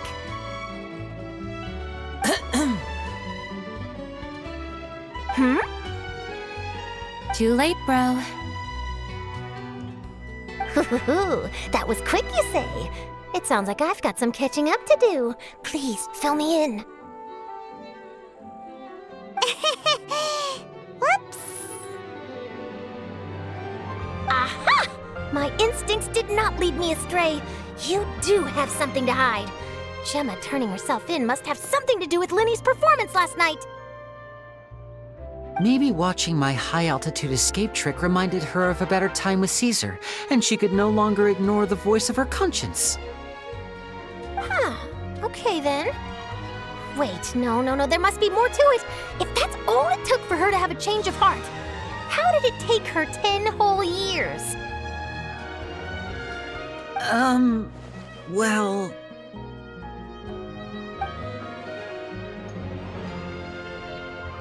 Oh, I remember now! You and Gemma were nowhere to be found after the show. What happened between you? Quickfire question! Where did you all go after the show? Oh, we went to the cemetery and Lyney did a private magic trick just for us. Actually, glad you mentioned it, because that reminds Paimon. Guess what? Lyney started using rainbow roses in his tricks. What? I don't recall ever having received a rainbow rose from you myself. Is this supposed to mean that they're more important to you than your own sister? No, I just,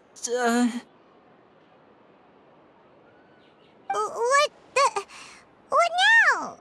Oh, did Paimon say something wrong again? This is getting pretty awkward. What do we do, Traveler? Seems like this interview wasn't meant to be. Well, never mind. There's always next time. Forgive my persistence, but when there's explosive news waiting to be found, I can't turn away. The news about Gemma has already made waves, and I'll stop at nothing to get to the bottom of it all. Apparently, one of the things she said to the guards was that her final wish is to see Lorenzo one last time. There's clearly a web of complicated relationships there. Can't blame me for being curious. All right, I guess I'll leave you to continue the rest of your conversation in peace. Bye for now.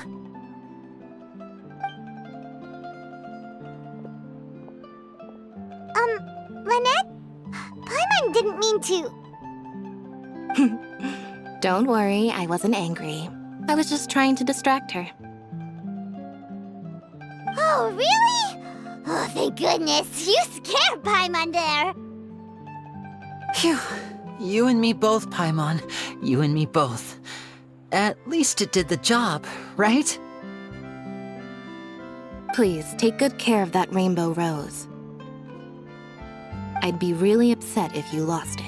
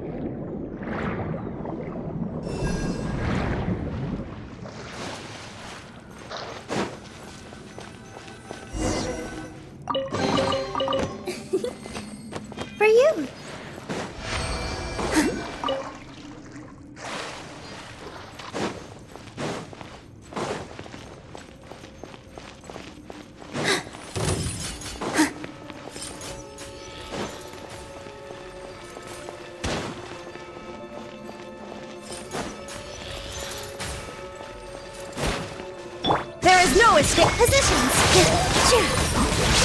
Here you are.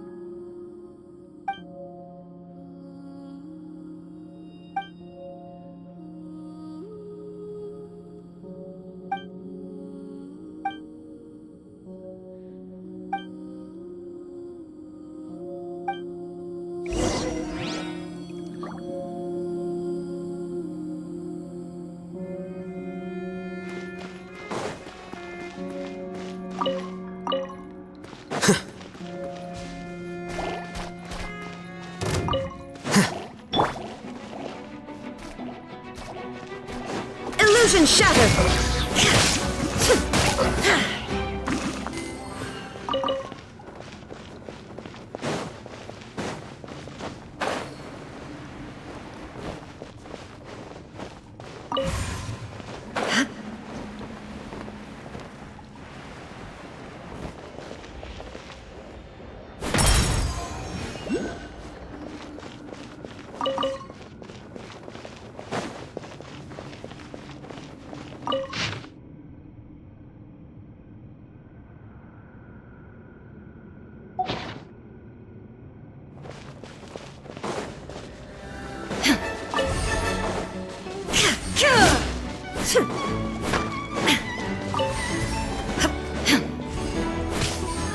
There is no escape!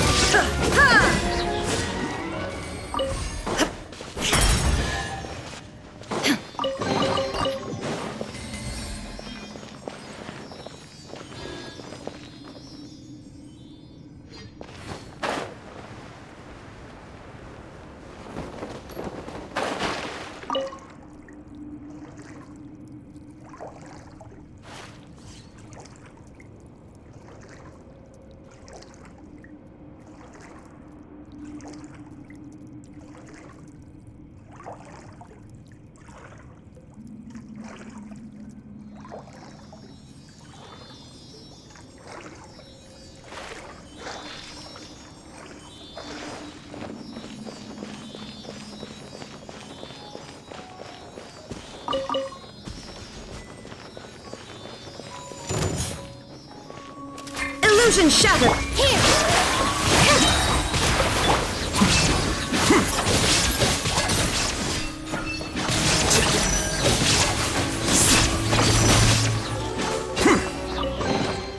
Here you go.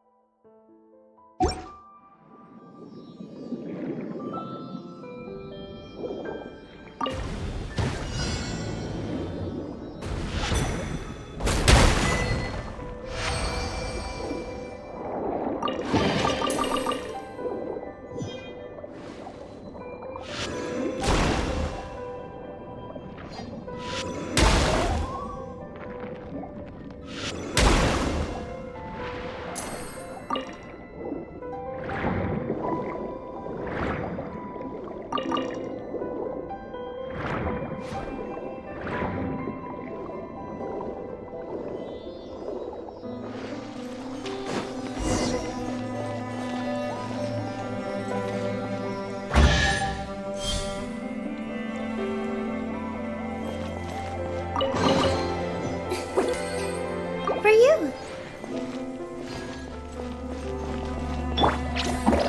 Go get it, you Gray!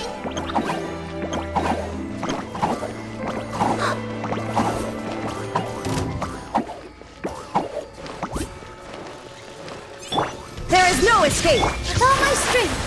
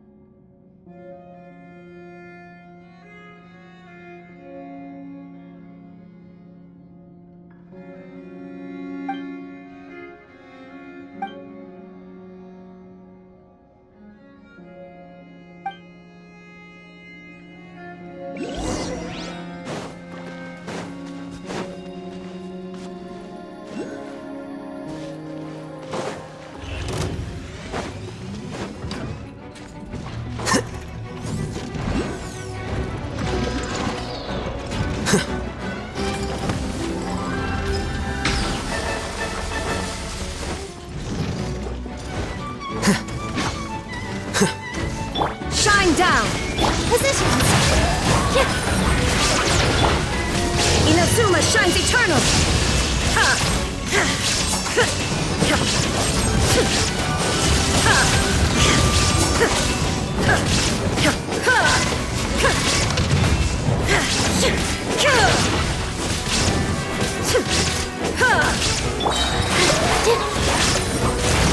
There is no escape! Here you are. Scatter!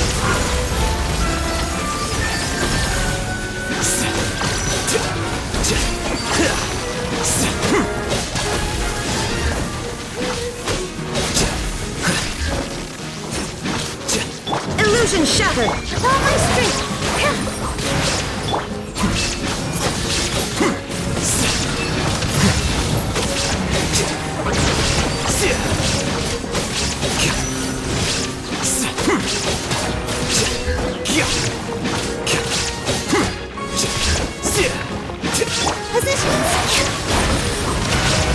There is no escape!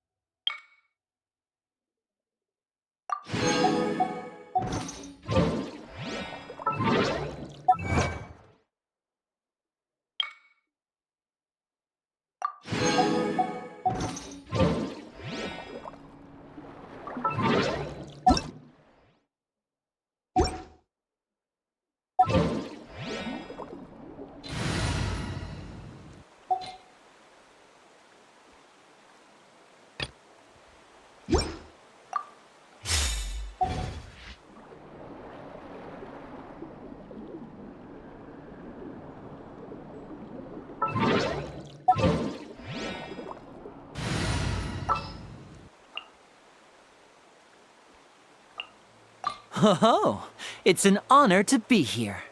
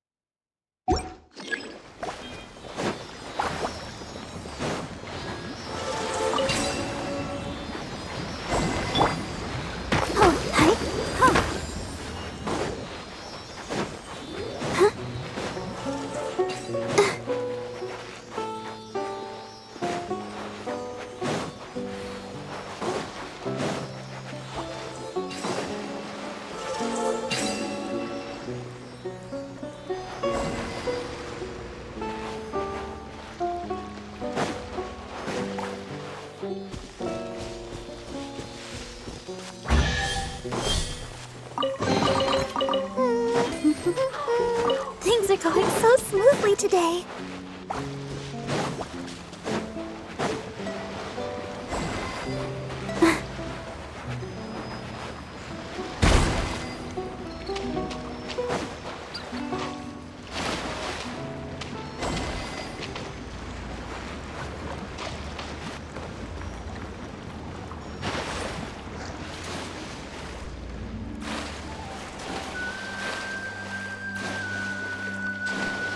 Go, Barbara, go! Go, Barbara, go!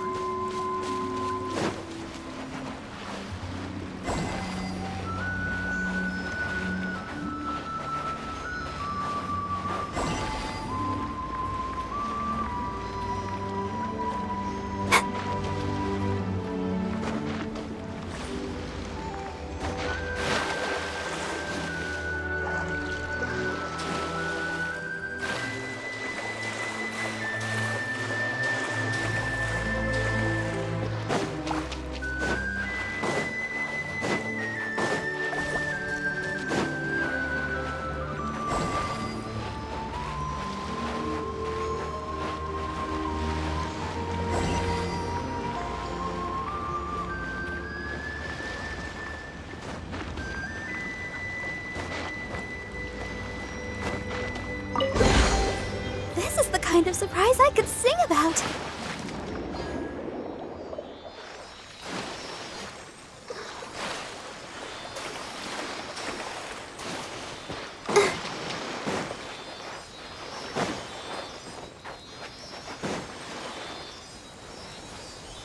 Go, Barbara, go!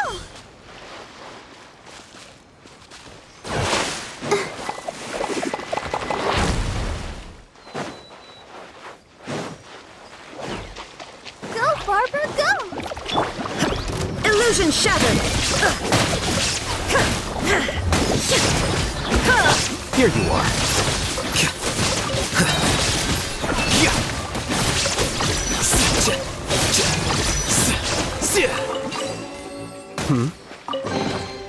Here you go.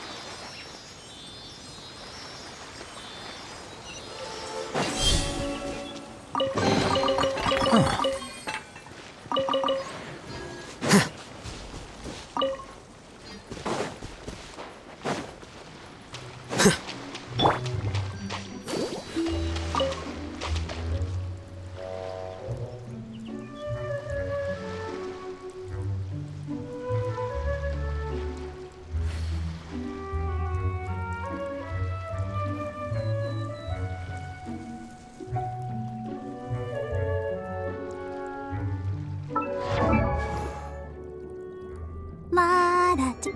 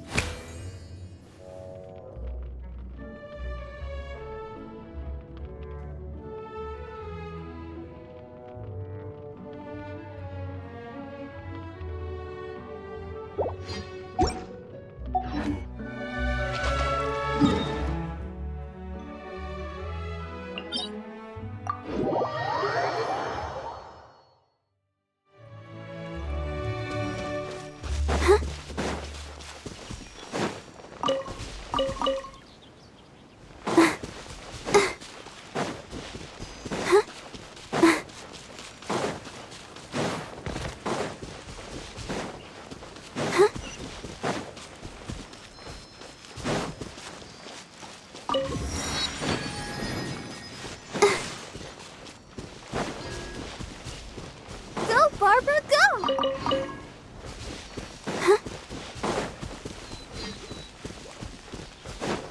Right.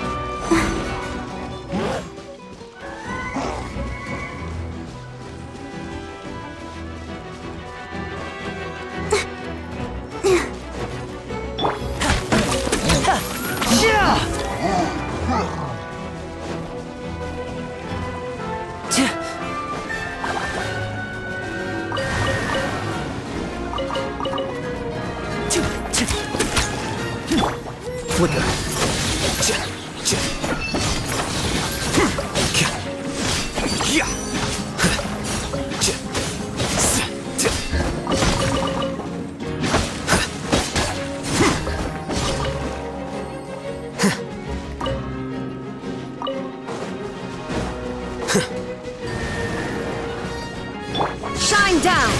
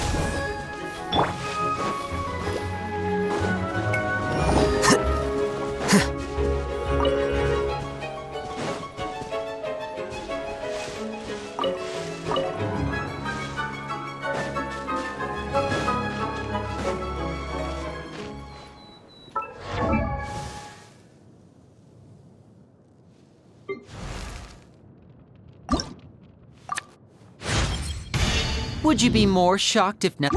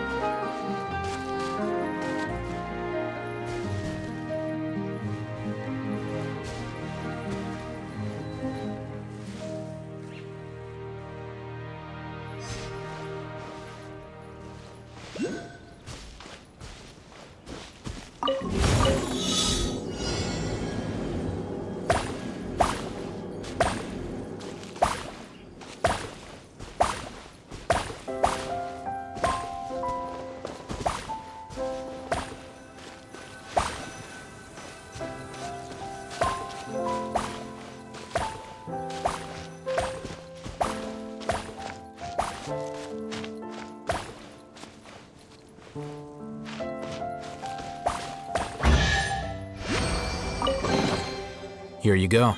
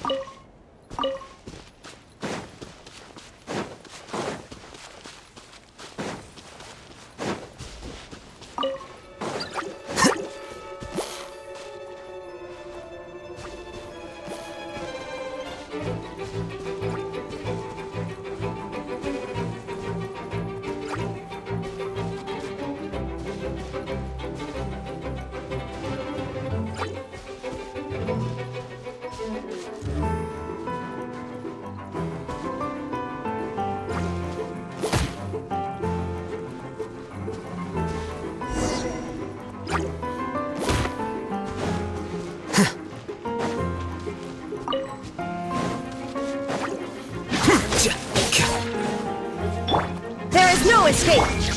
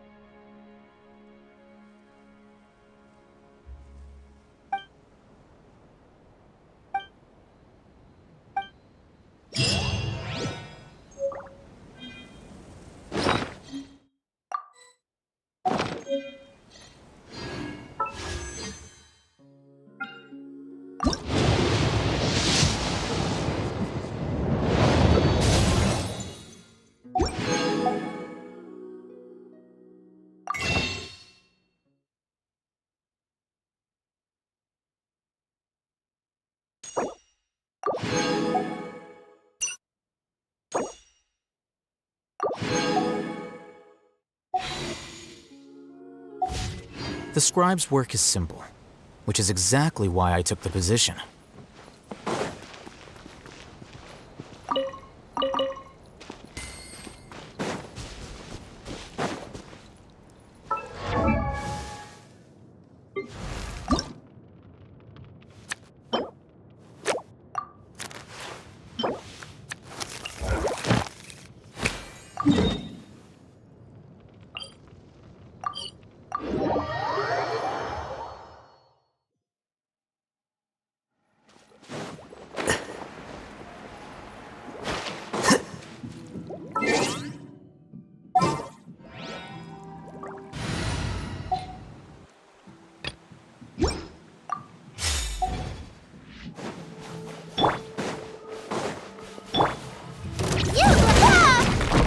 Illusion shut! All my strength! Flicker.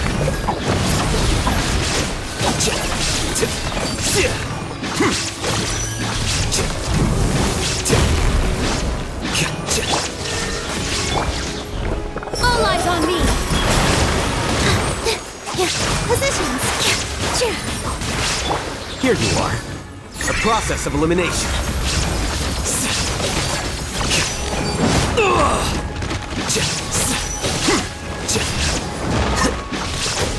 Don't be scared!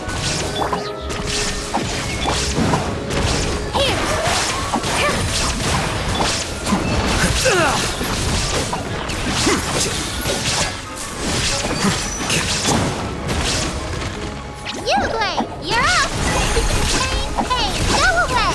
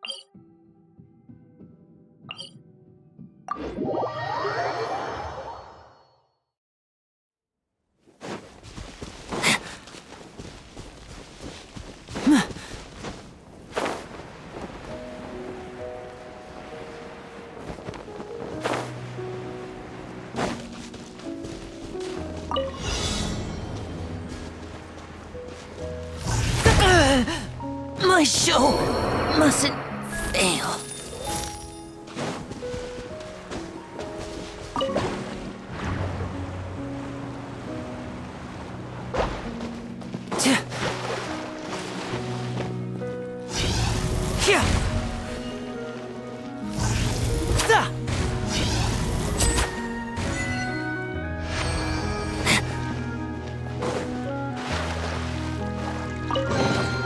Guess this'll go into my magic pocket.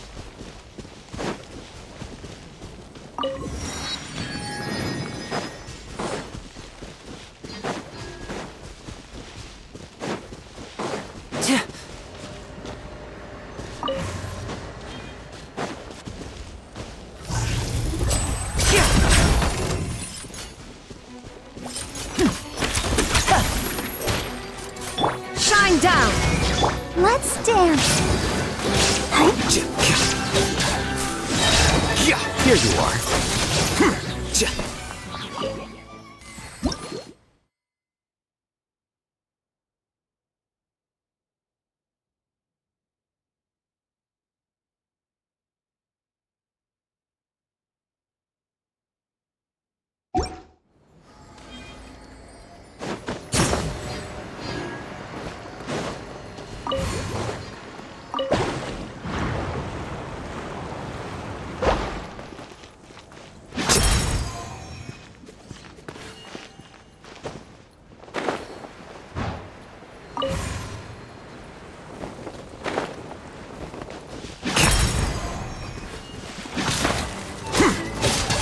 There is no escape! Flicker.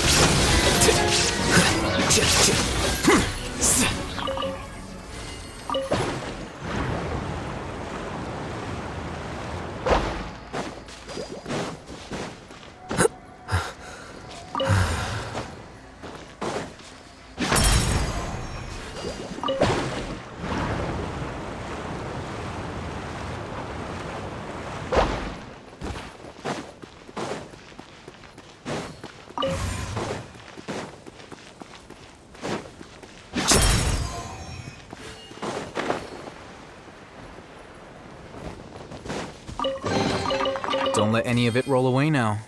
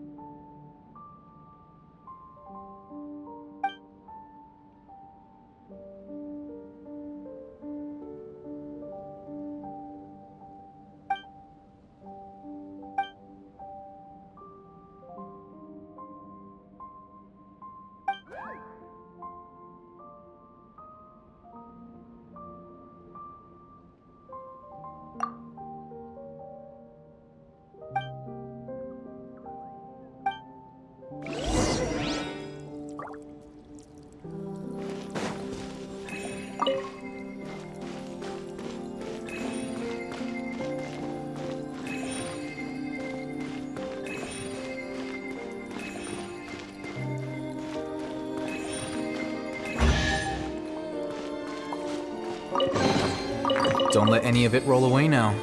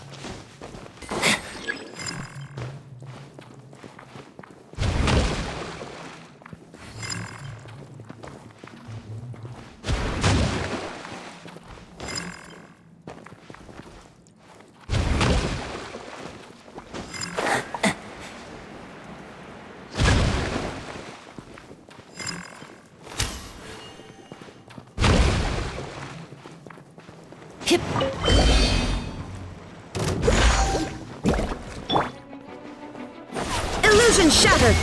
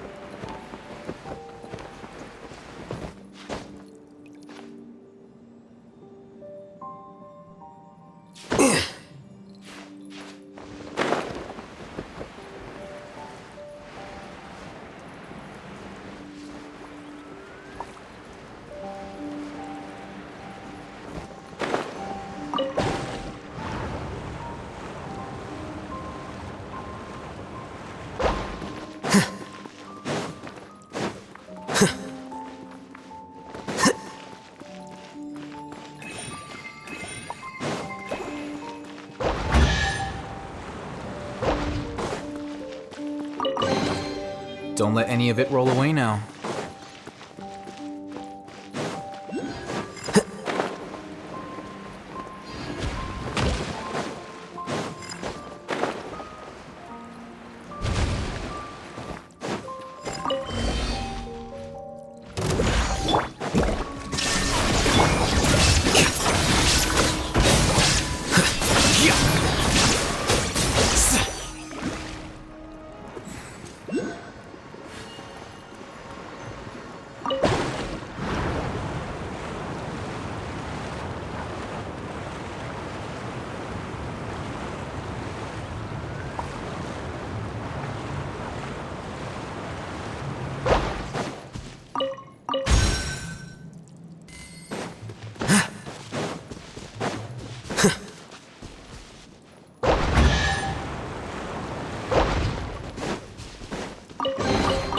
Don't let any of it roll away now.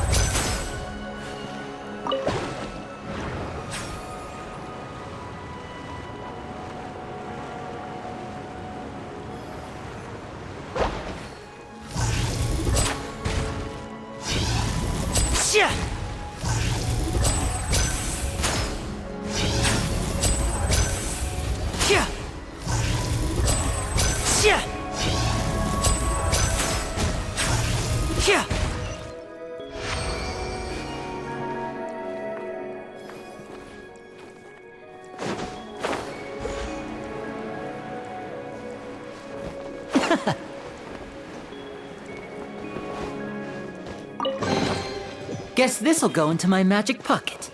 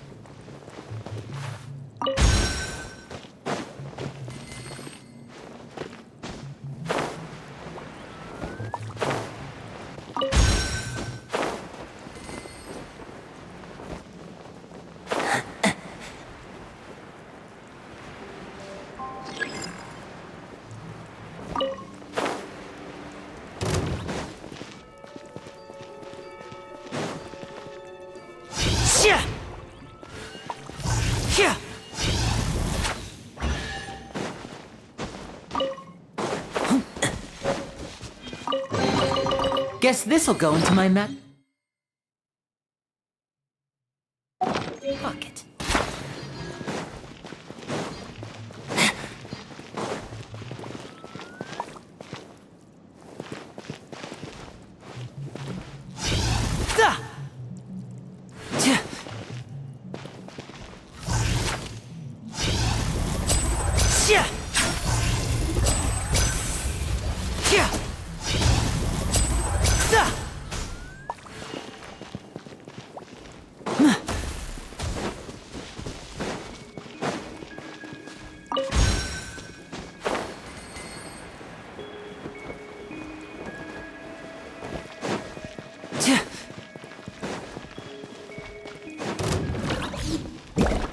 There is no escape!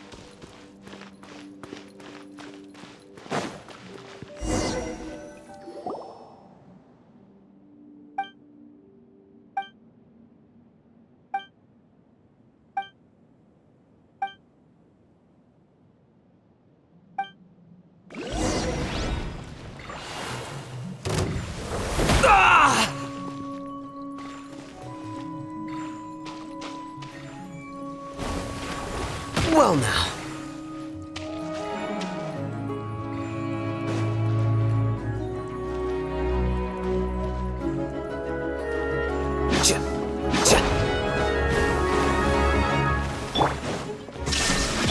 Flicker. Scatter.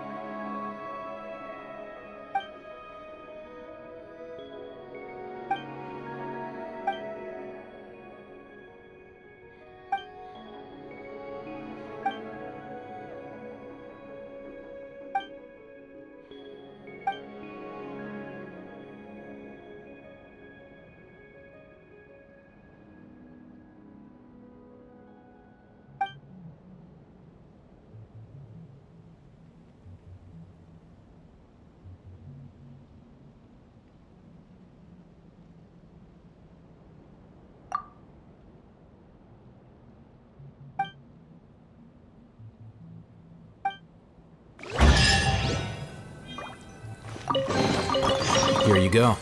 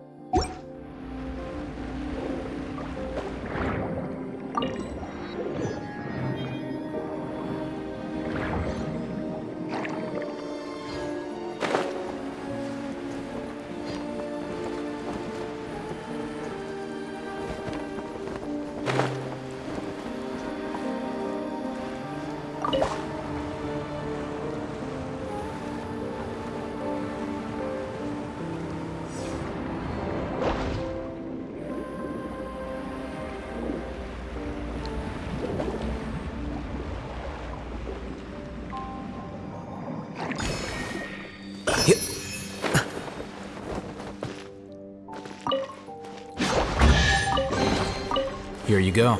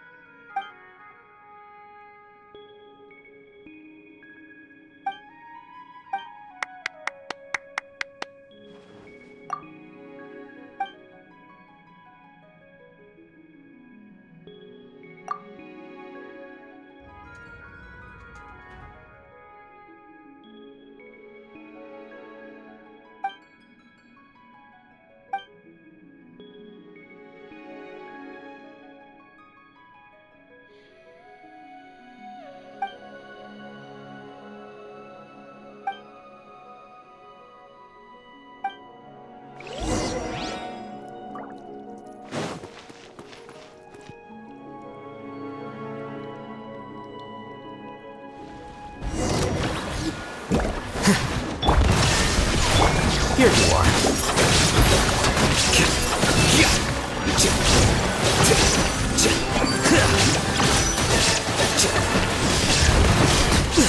I need more time. I'll protect us.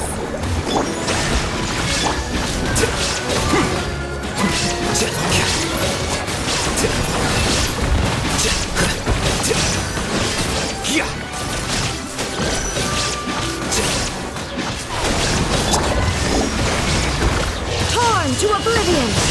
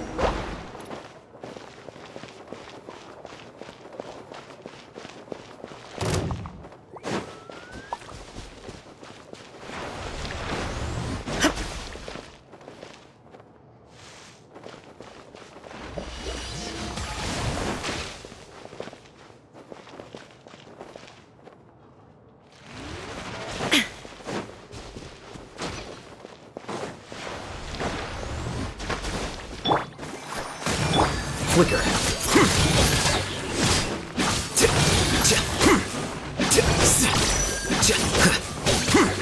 Illusion shattered!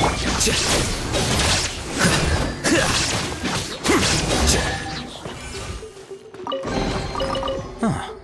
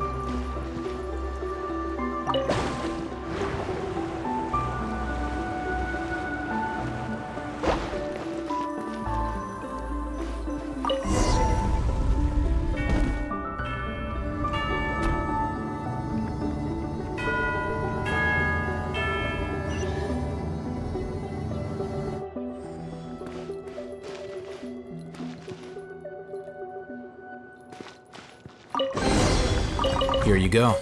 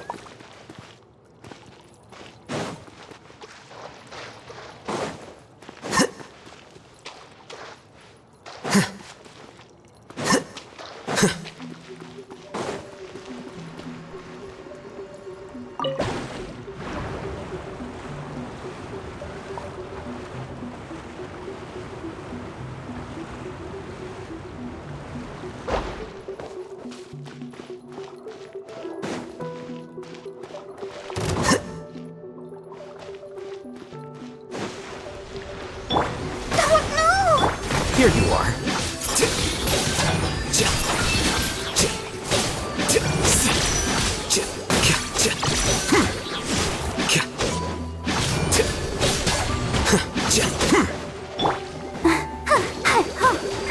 There is no escape!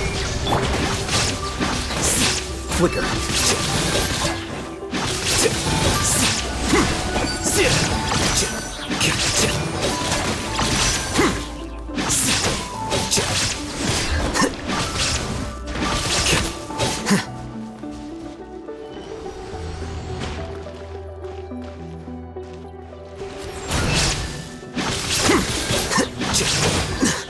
Plans changed.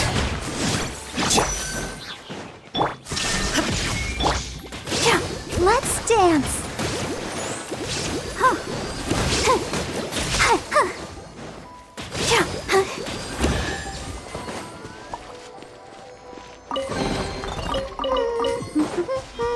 Things are going so smoothly today.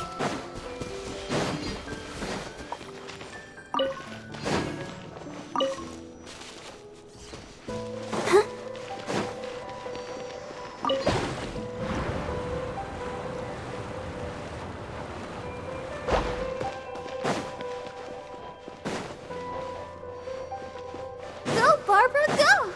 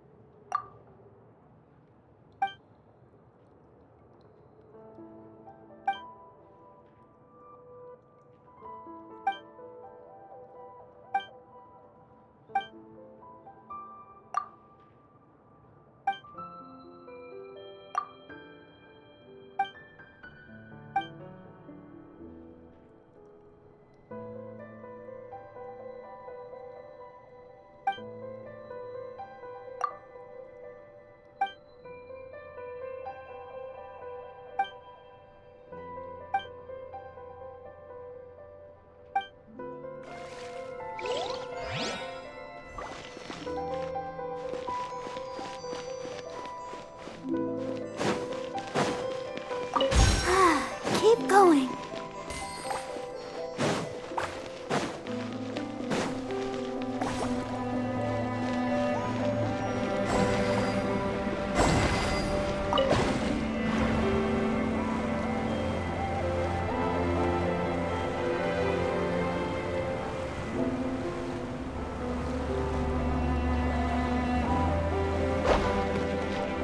Go, Barbara, go!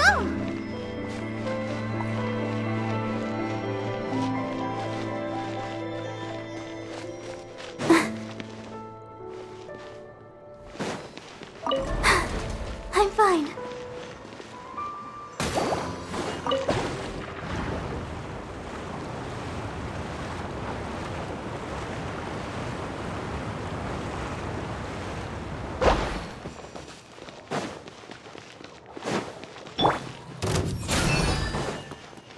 A process of elimination. I need more time. Illusion shattered!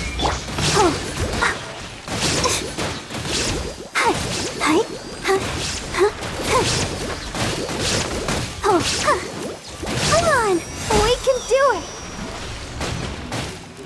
Why has everyone start singing?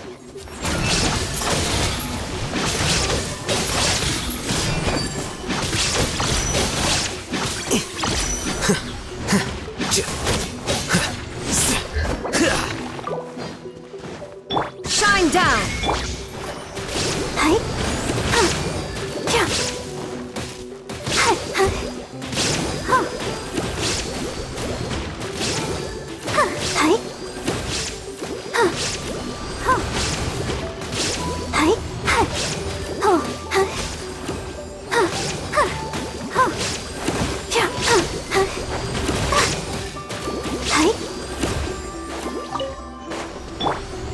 There is no escape!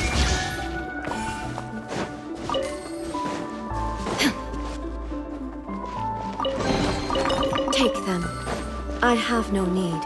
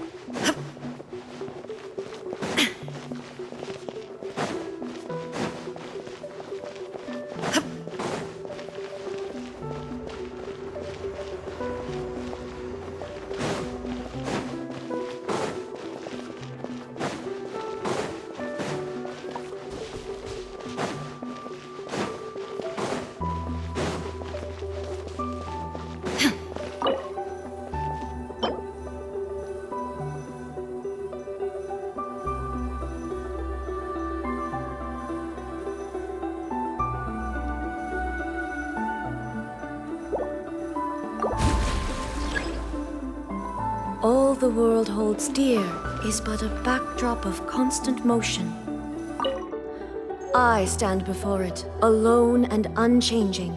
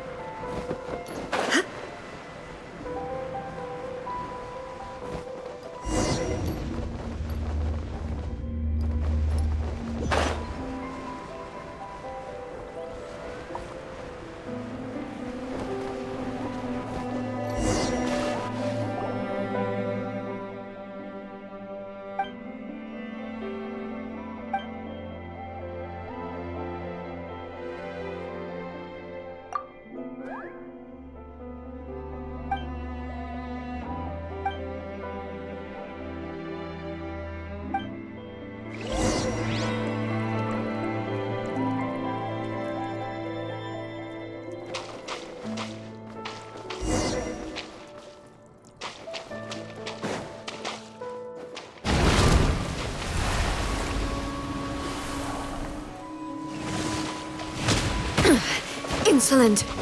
Shine down!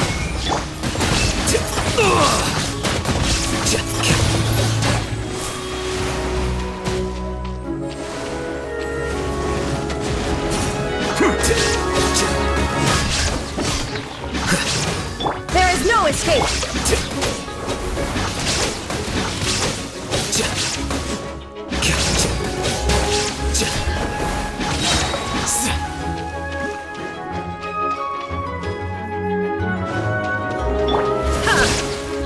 Illusion shattered!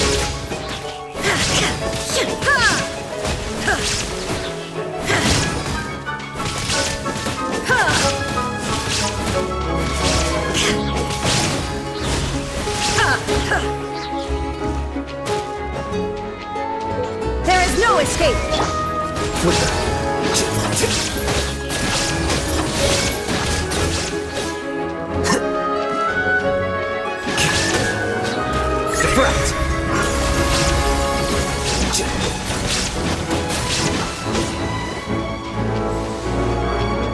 I'll protect us. Ready, steady, go!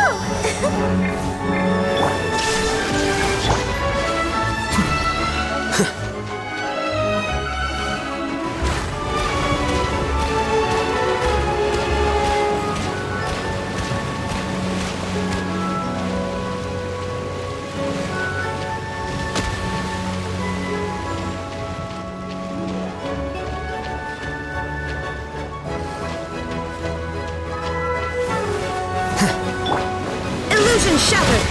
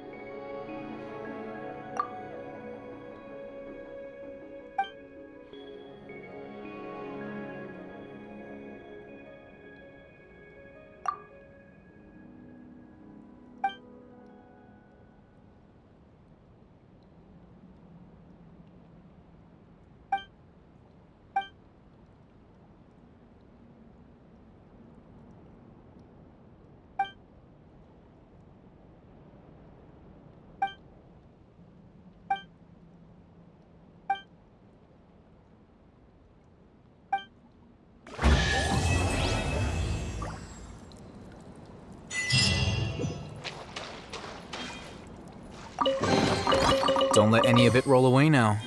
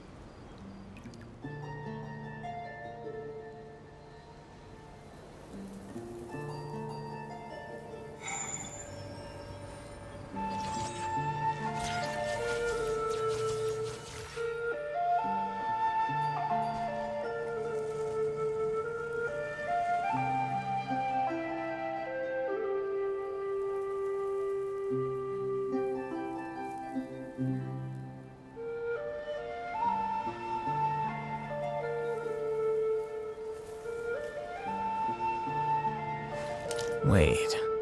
Huh? No. Whatever.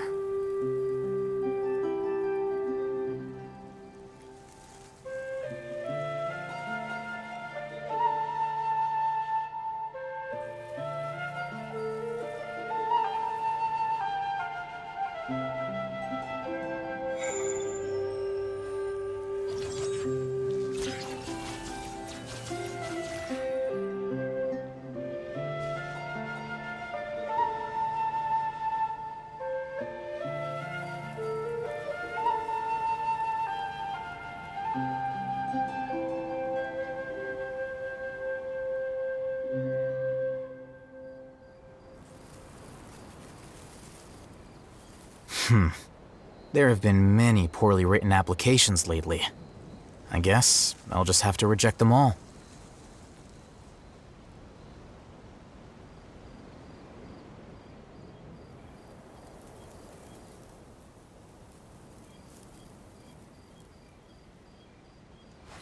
Wait. Huh? No. Whatever.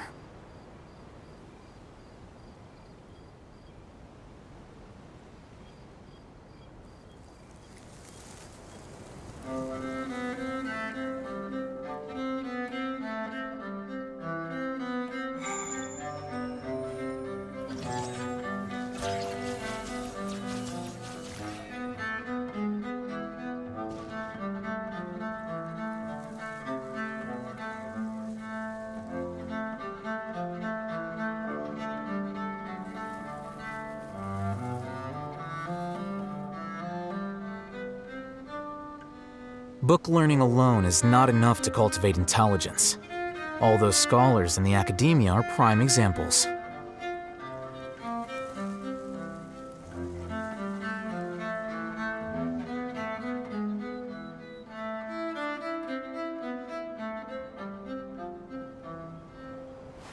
Wait. Huh?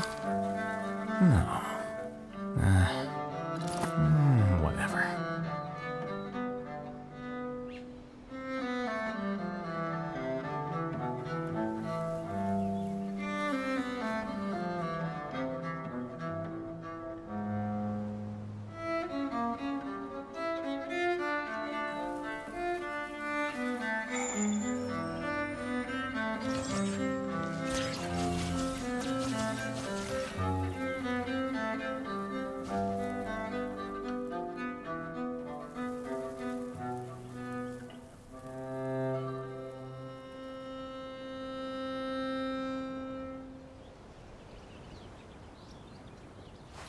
Wait. Huh? No. Whatever.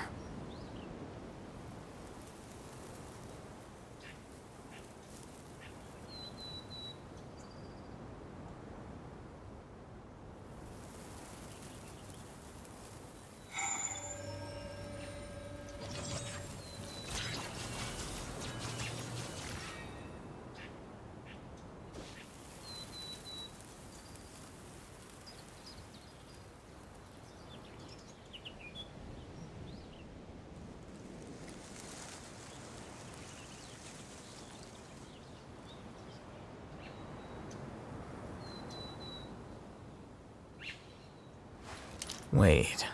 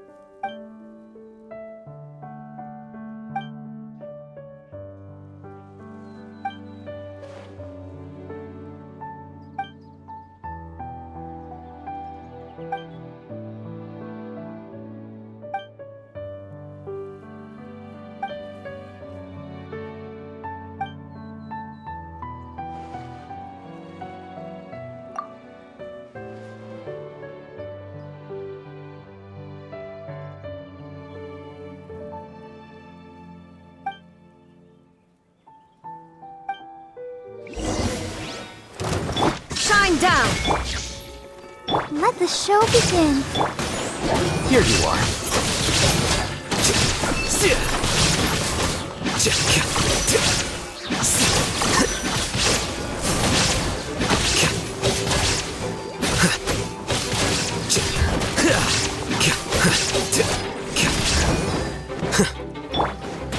Illusion shattered!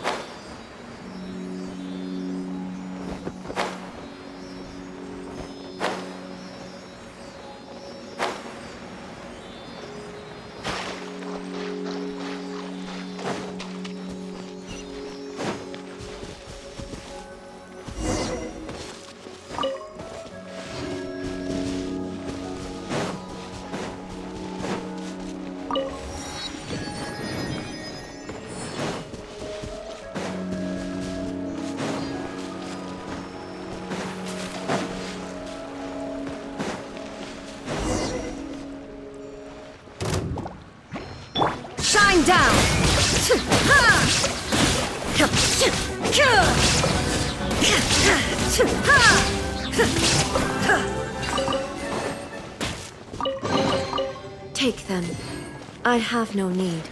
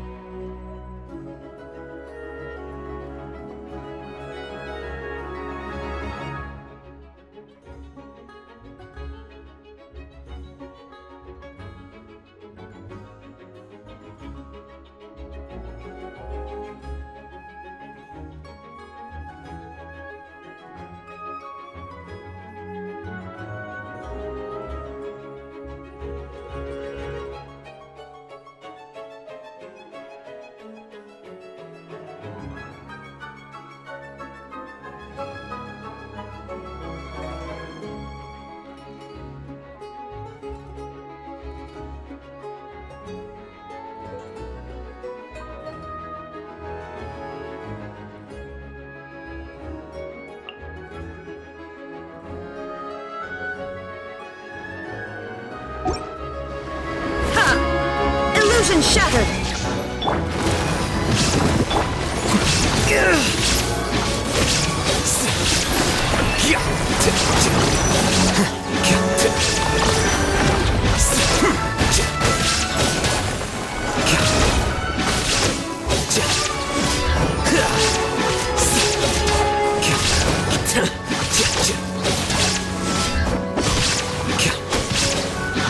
There is no escape!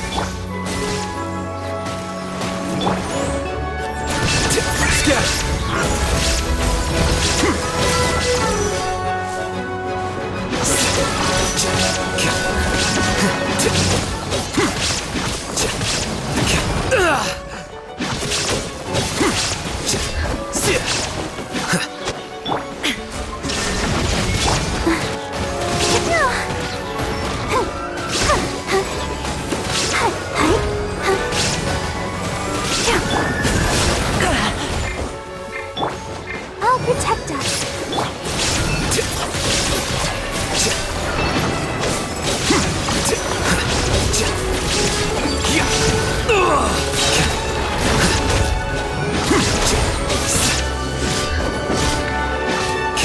Shine down! Flicker.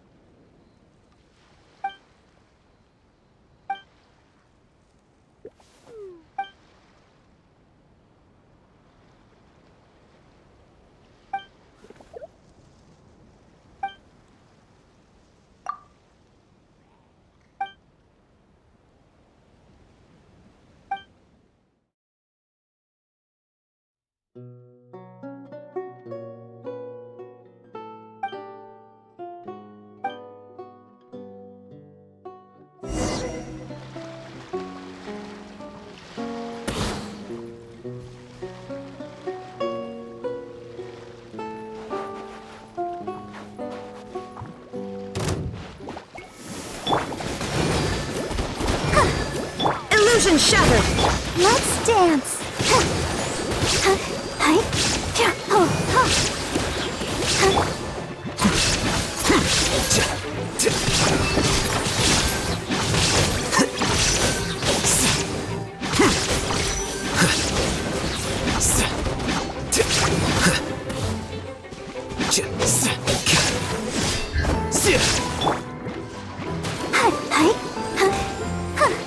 Let the show begin. There is no escape! Well now.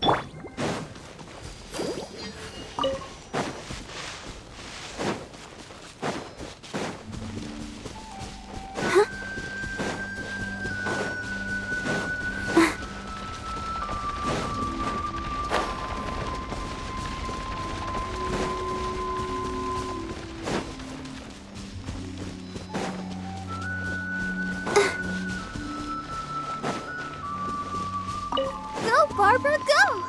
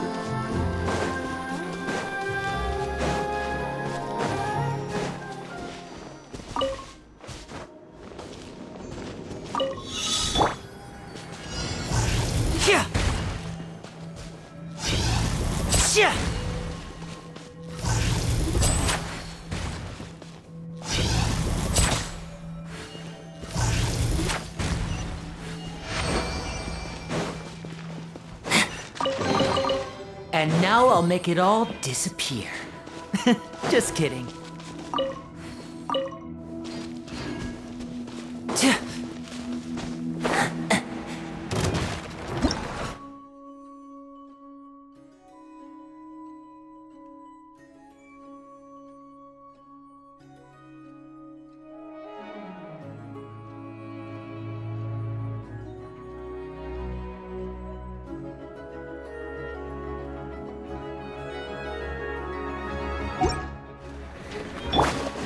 Shine down!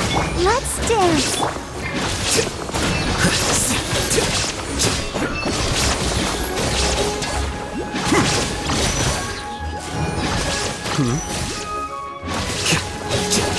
There is no escape!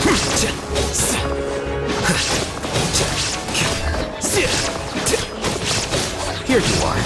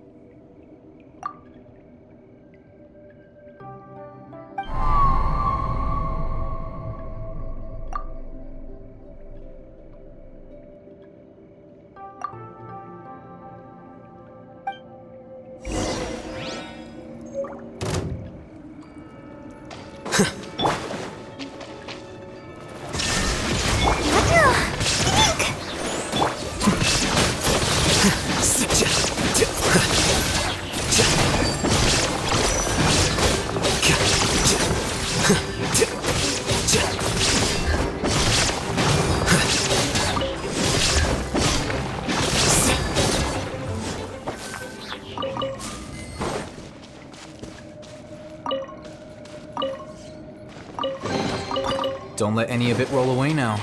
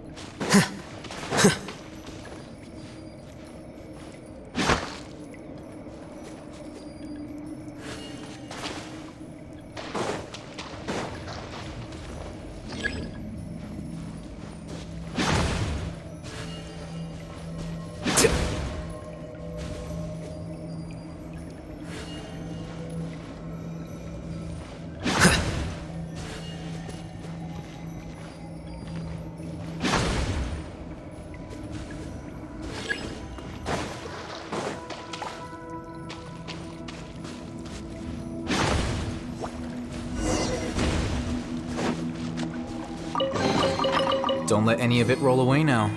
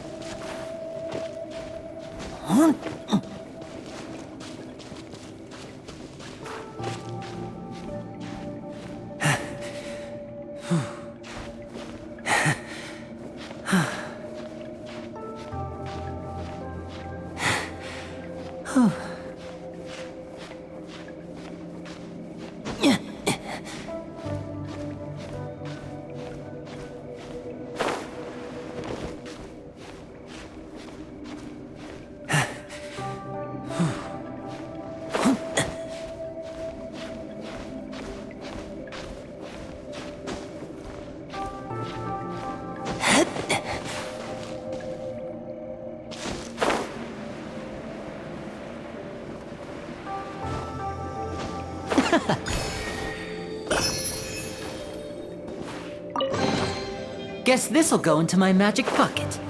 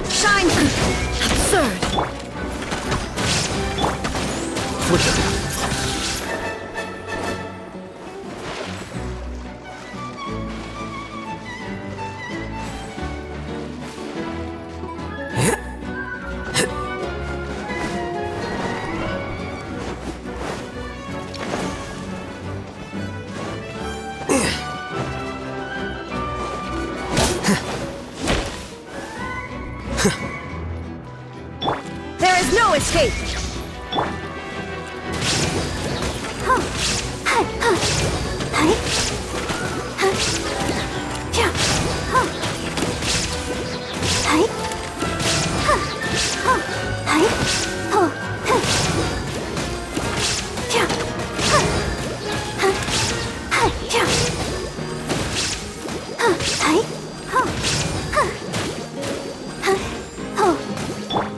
Illusion shattered!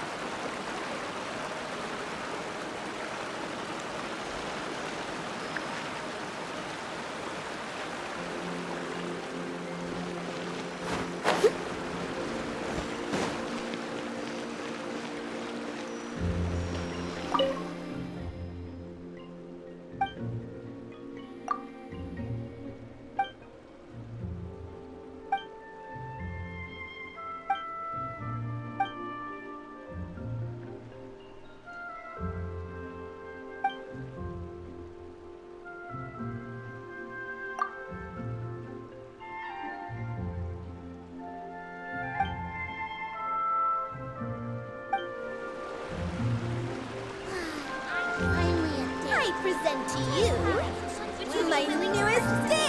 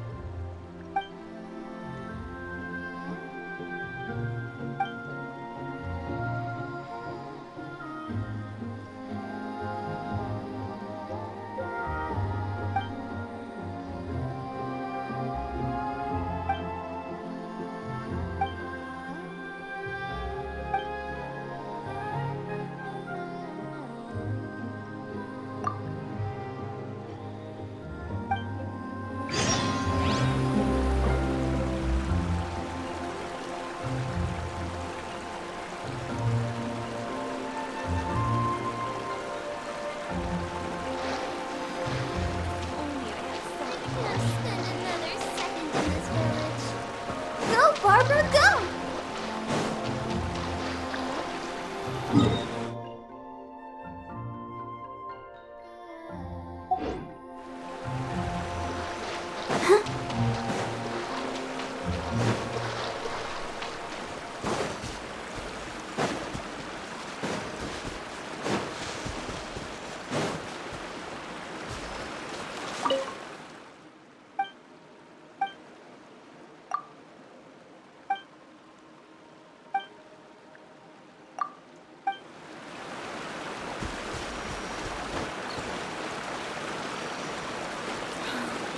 I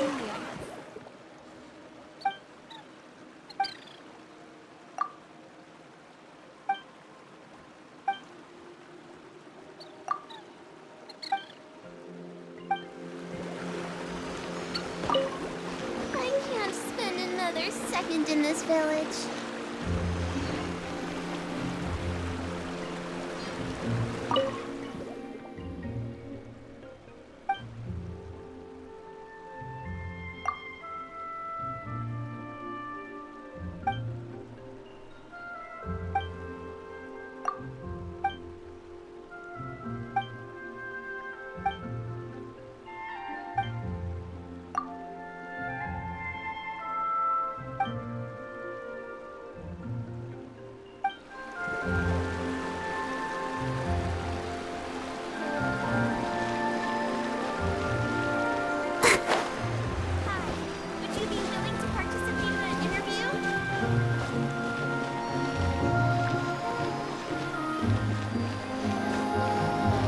Barbara, go!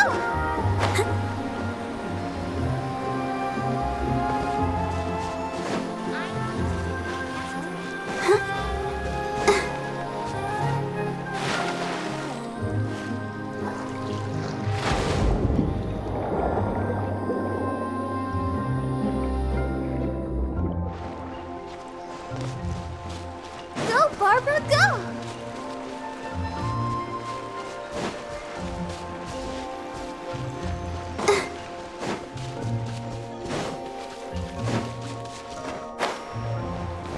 Go, Barbara, go!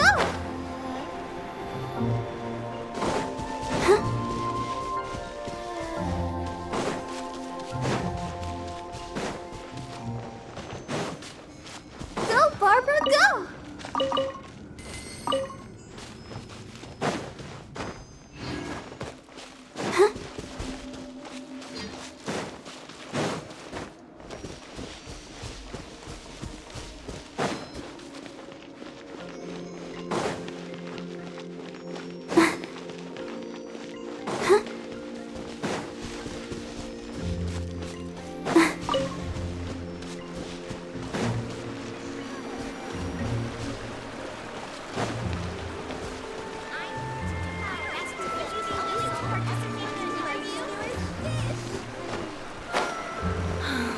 If only I had something more trendy. Go, Barbara, go!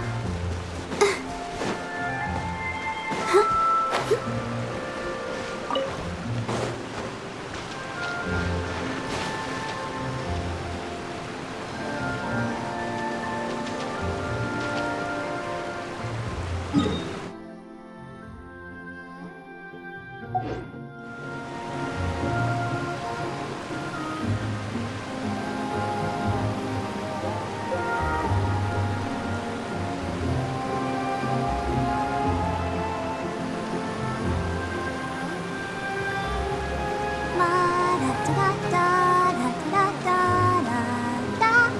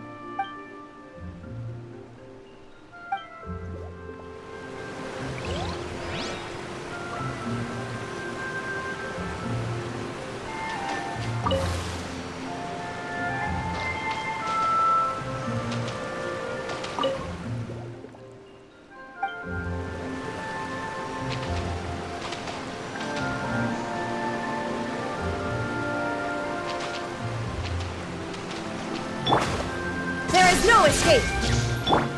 I'll protect you.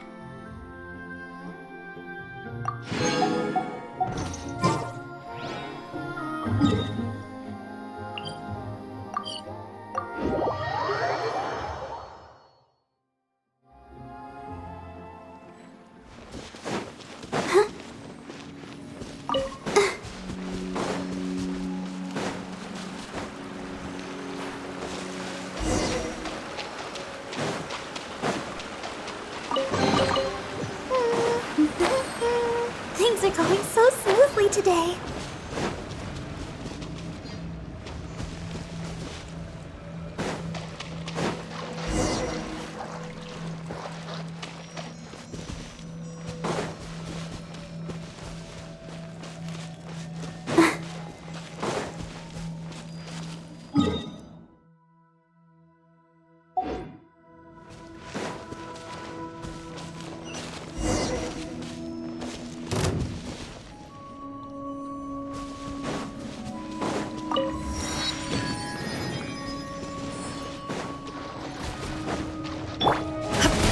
Illusion shattered! Here you are.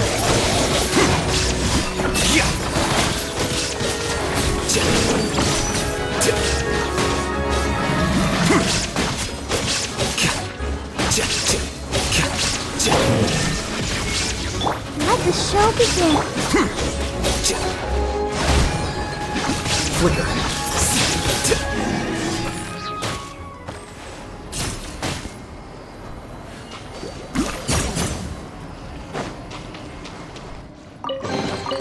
Don't let any of it roll away now.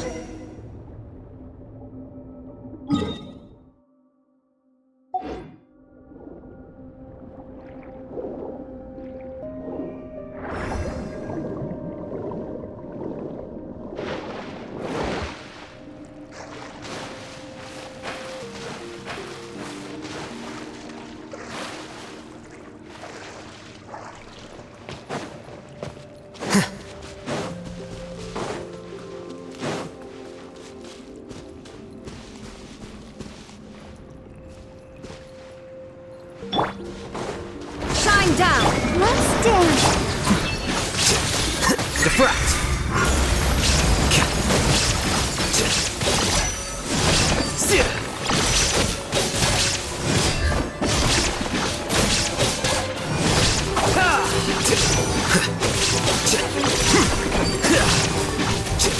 Illusion shattered! Here you are.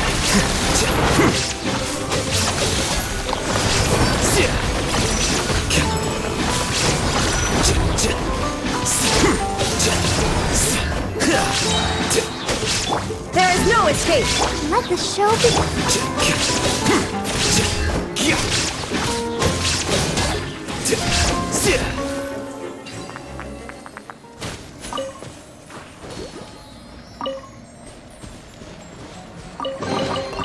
Here you go.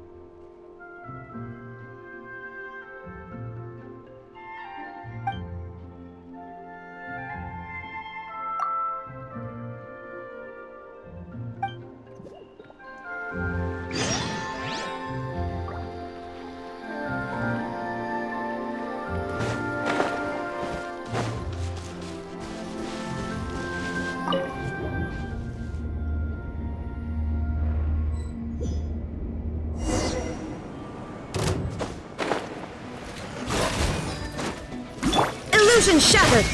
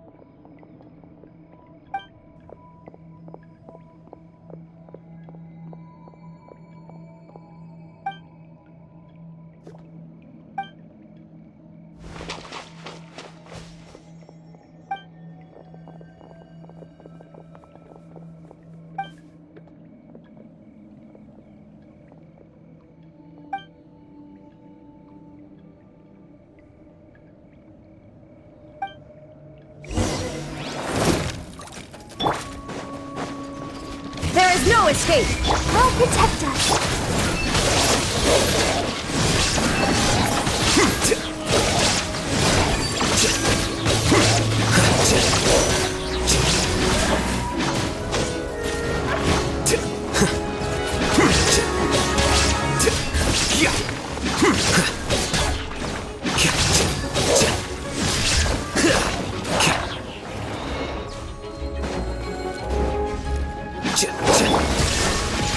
Let's dance! The process of elimination.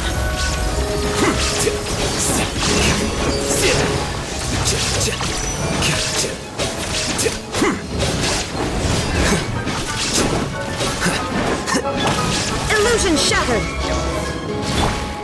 Go, Barbara, go!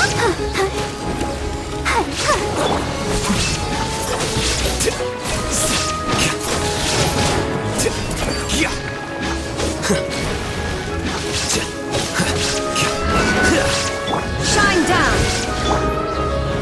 I'll protect us.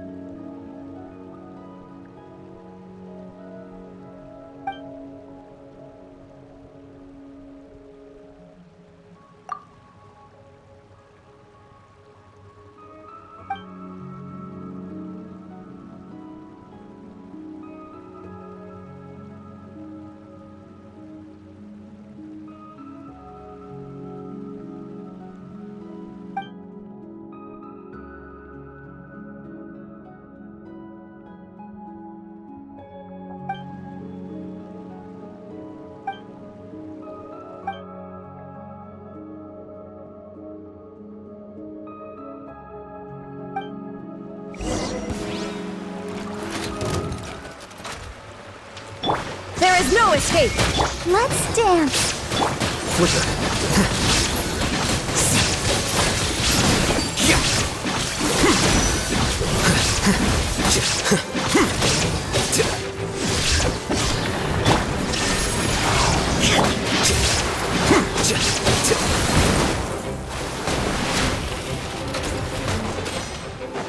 Here you are.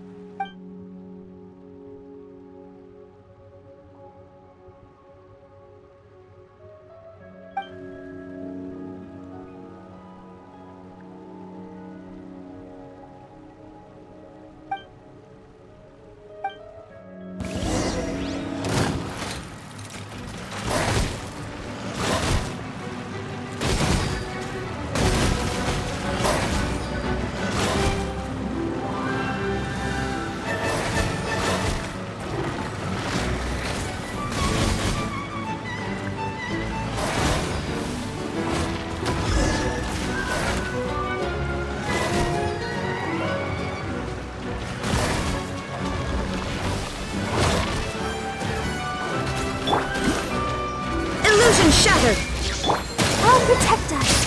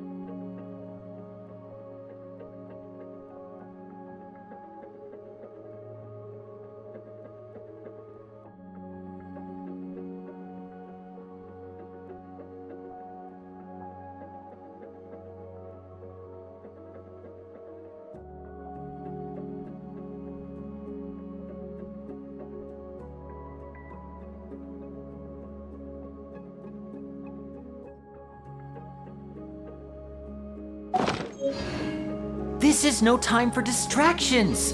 Seriously, you have a great magician standing right here. You don't want to miss the best part, do you?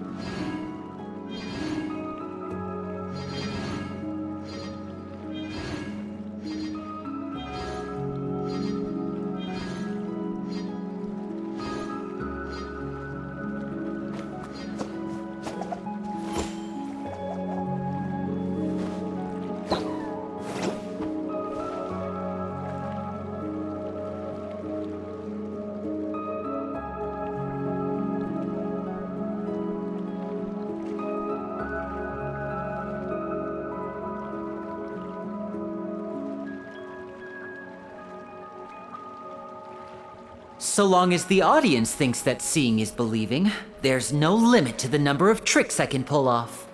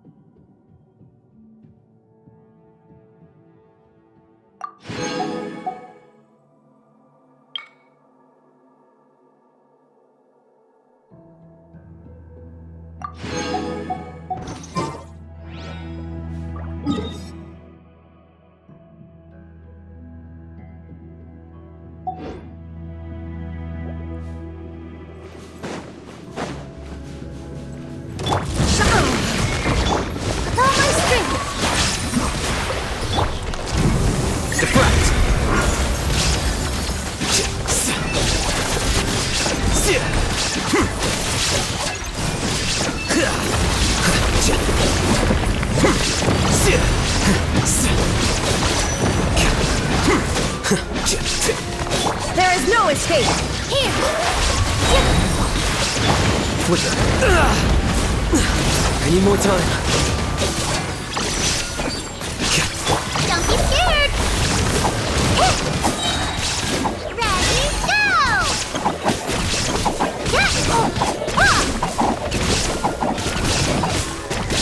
Shine down! All my strength! A process of elimination.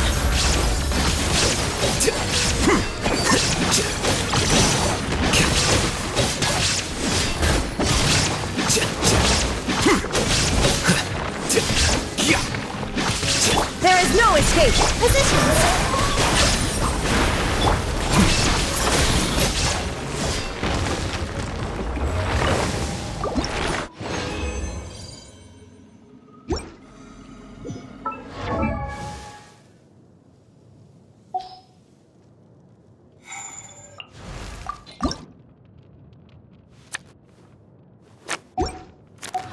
The scribe's work is simple. This is exactly why I took the position.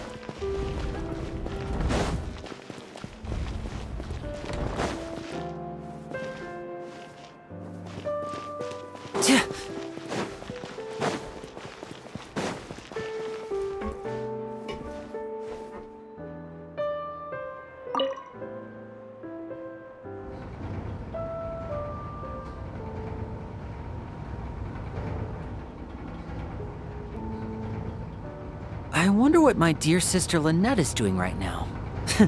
Missing me to death, I'm sure.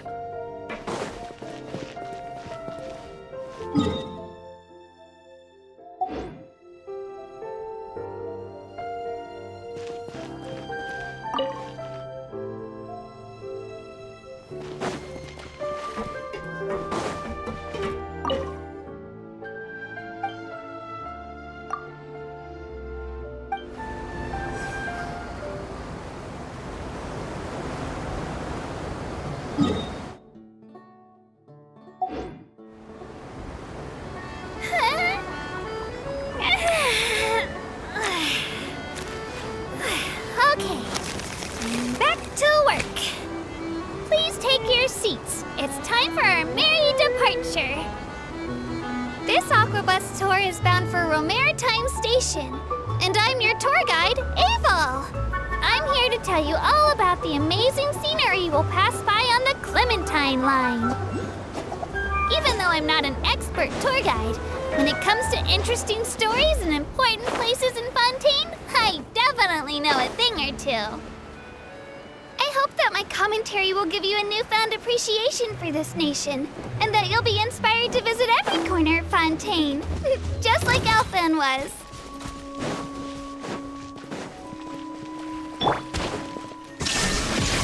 Let's dance. Flicker. Okay.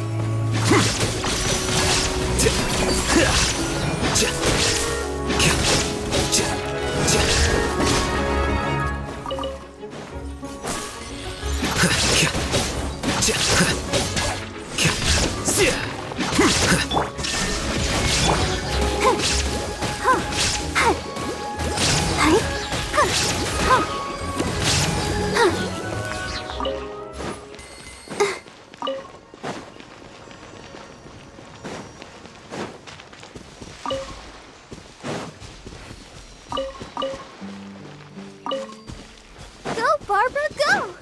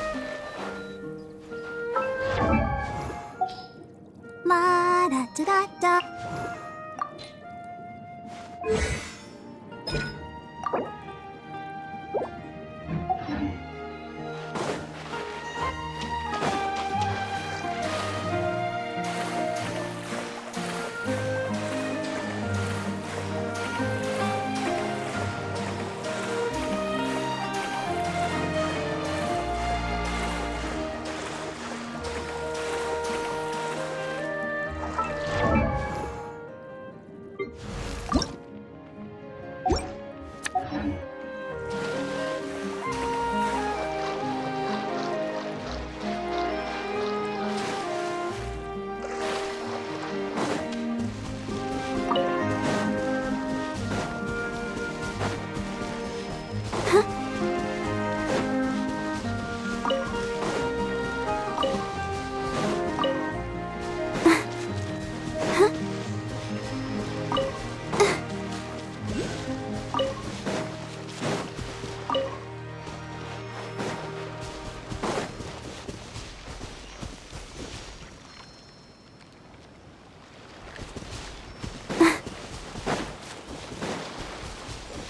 Barbara, go!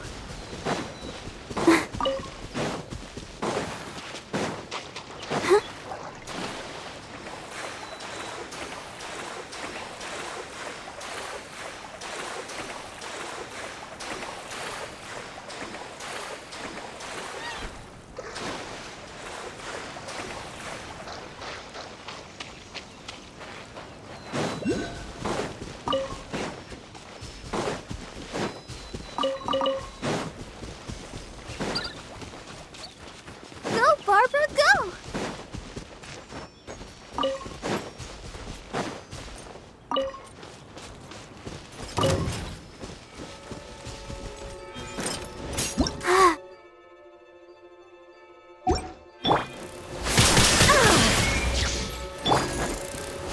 Let the show begin.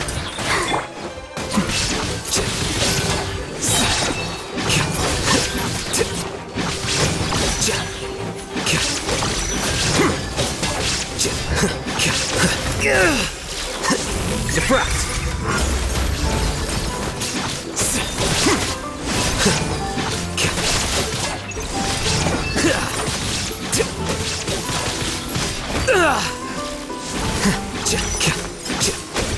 Illusion shattered!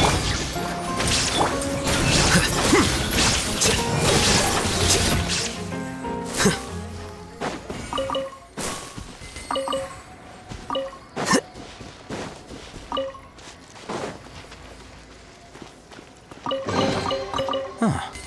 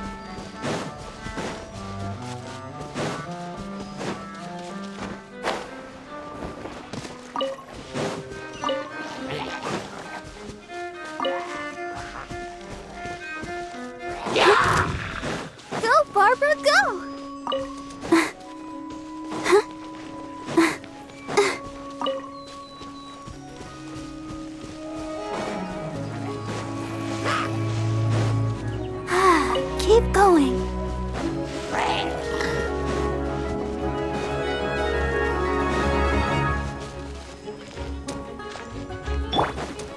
There is no escape! Let's dance. Here you are.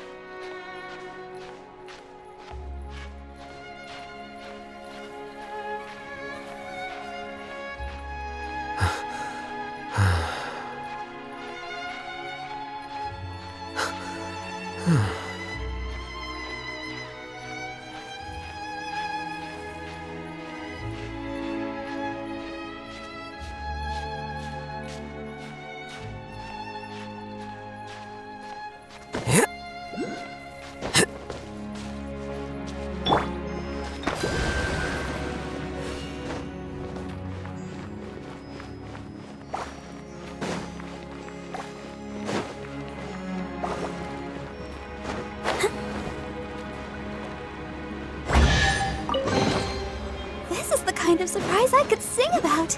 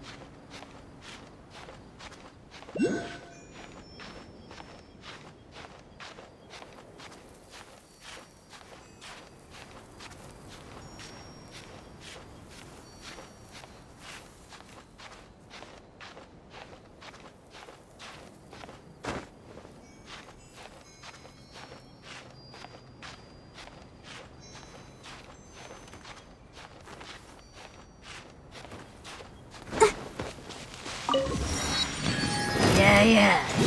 You can.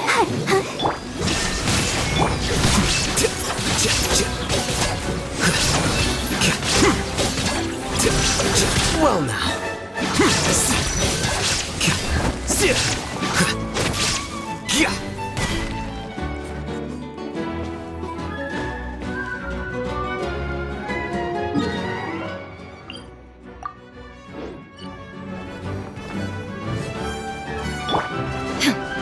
Shine down!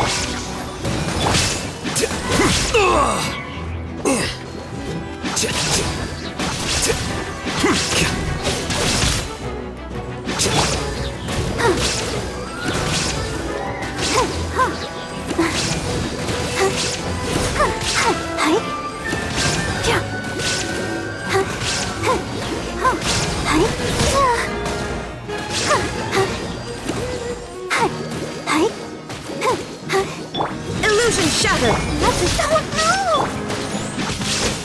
Flicker.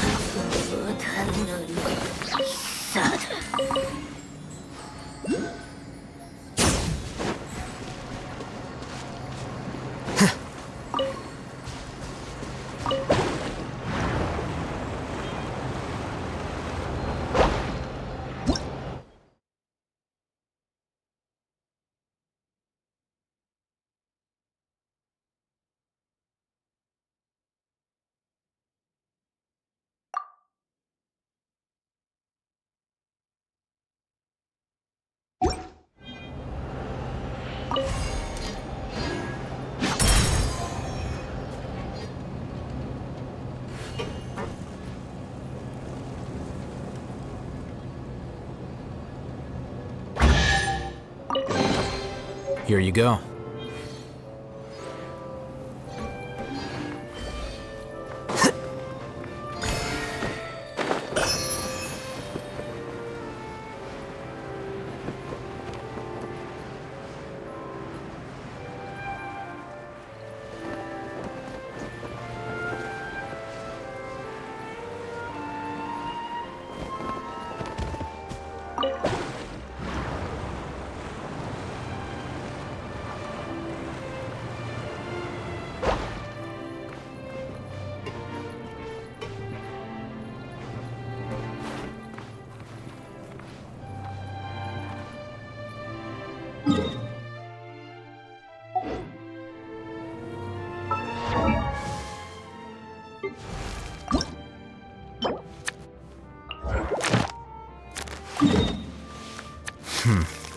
There have been many poorly...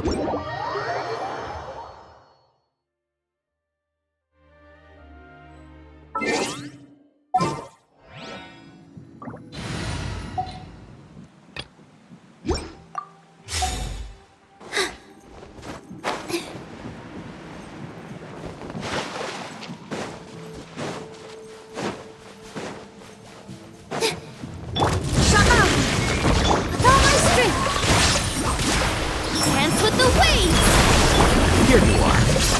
The process of elimination.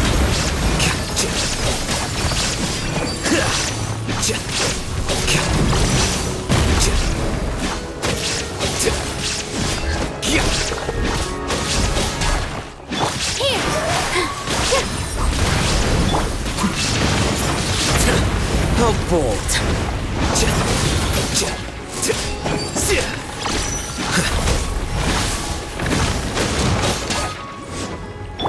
There is no escape!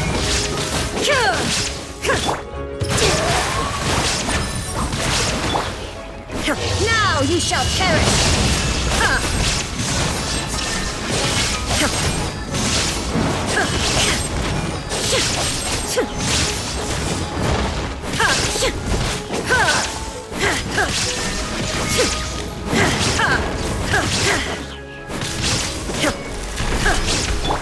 Uglade, you're up! Go get him, Uglade!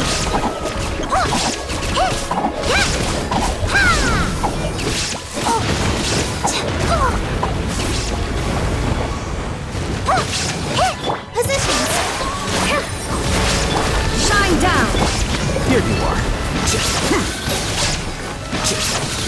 Scatter!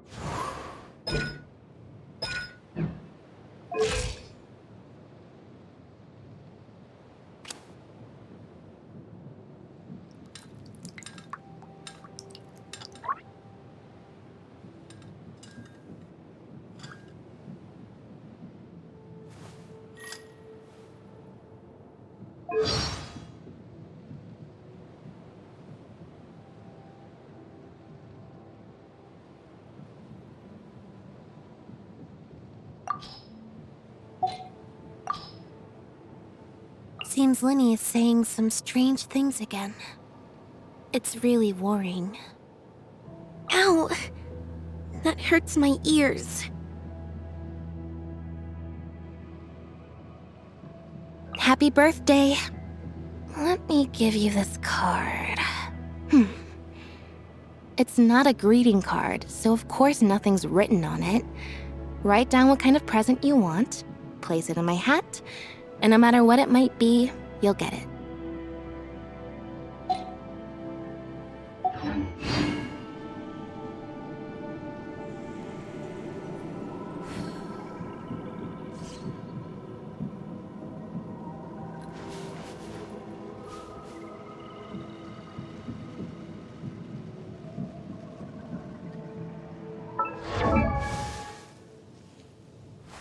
Wait.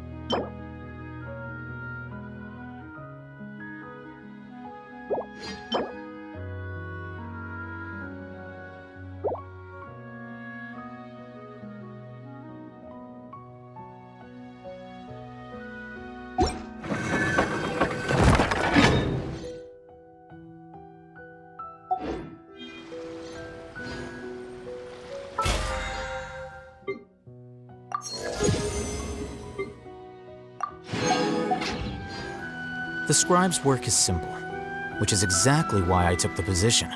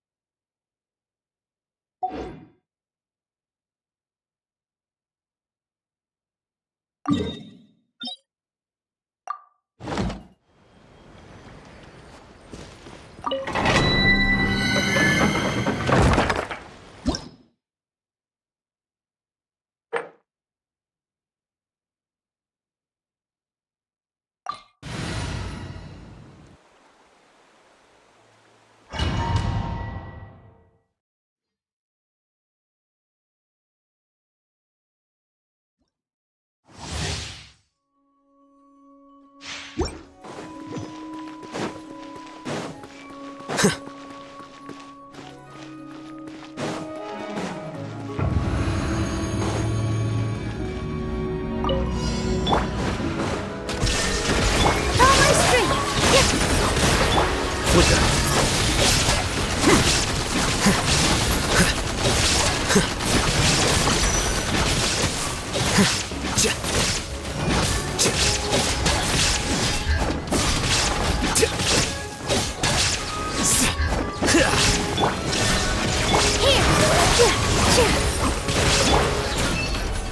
process of elimination.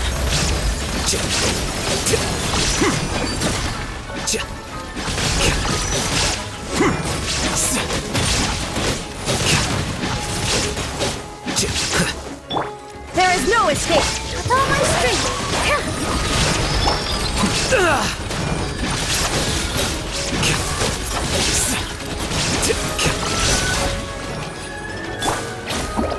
Ready, go!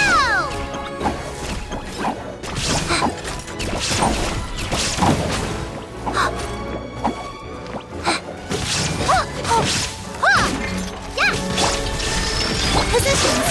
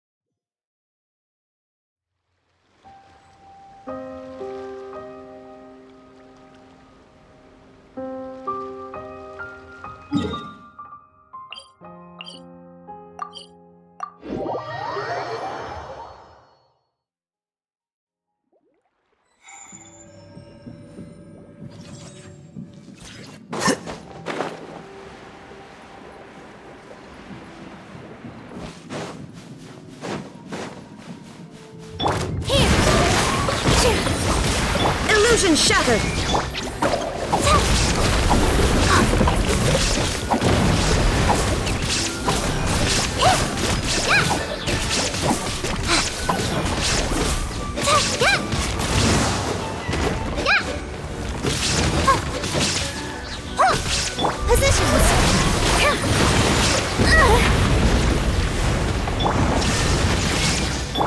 Don't be scared! Go get it, you Glaive!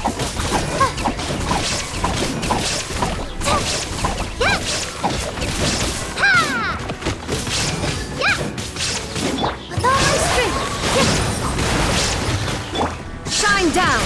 You Glaive, you're up!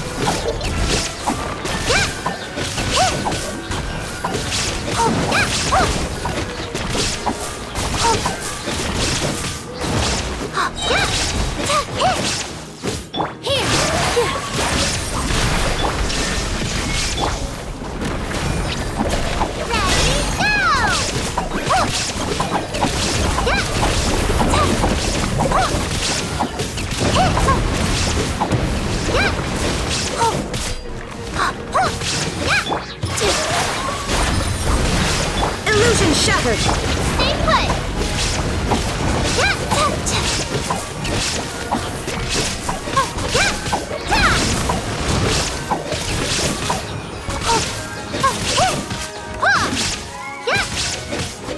With all my strength! Shine down! Don't be scared!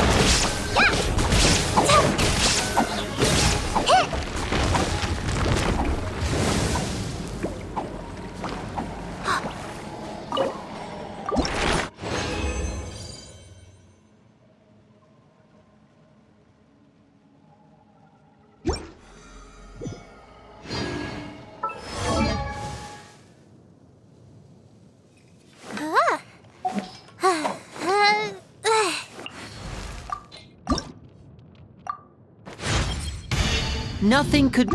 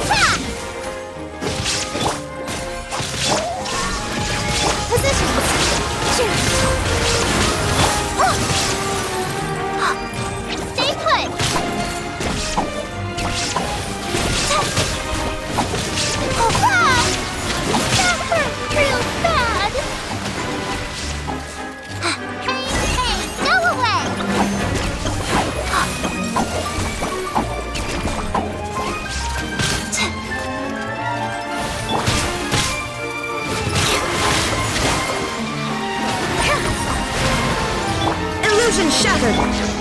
Don't be scared!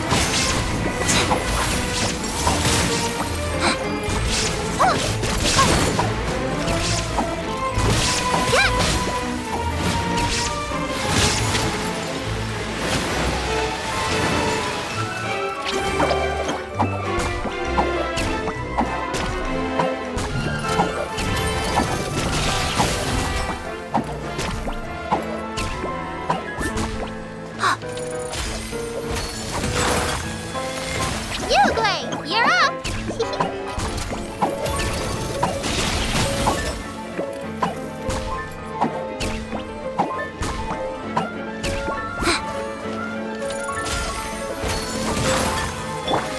With all my strength! Don't be scared! Inazuma shines eternal!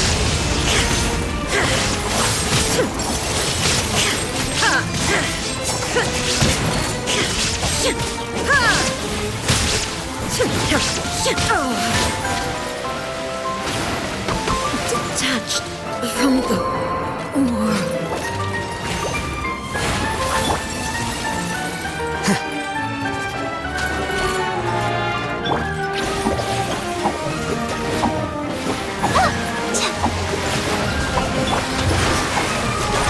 It's time for the curtain to fall.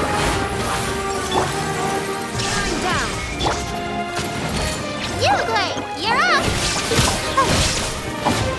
Go get him, Uruguay!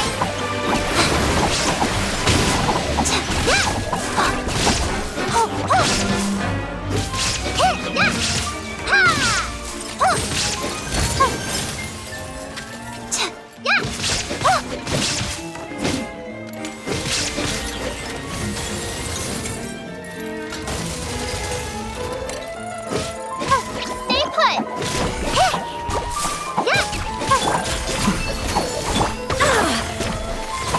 Illusion shattered!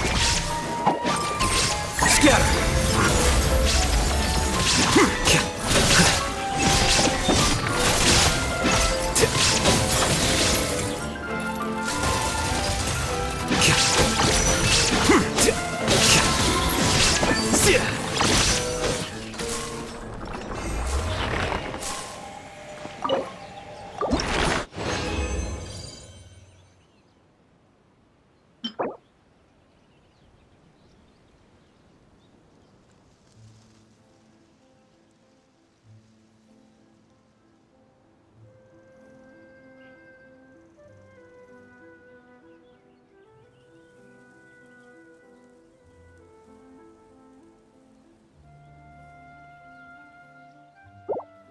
Book learning alone is not enough to cultivate intelligence.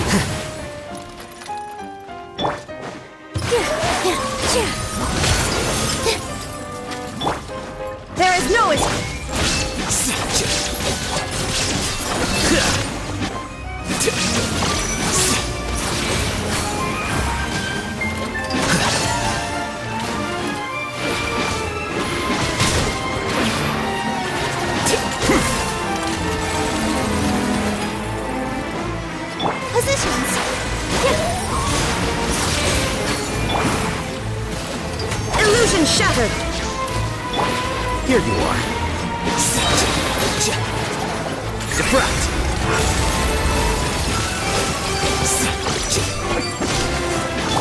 There is no escape!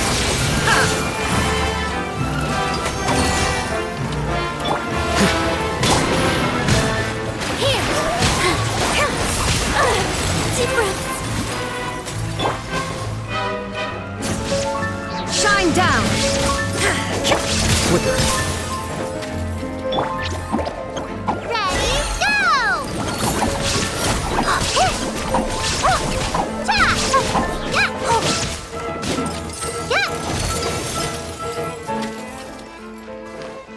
With all my strength. There is no escape!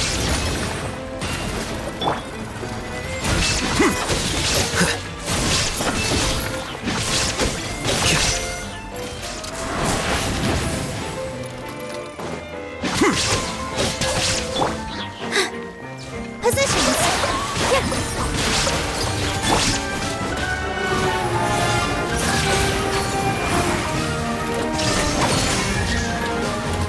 Torn to oblivion!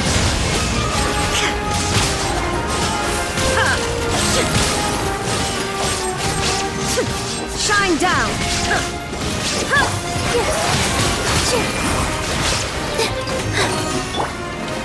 Here you are. There is no escape!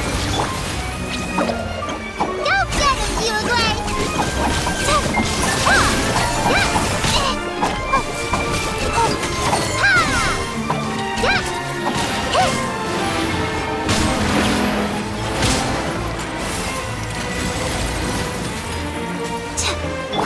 With all my strength. Illusion shattered! Flicker. The process of elimination.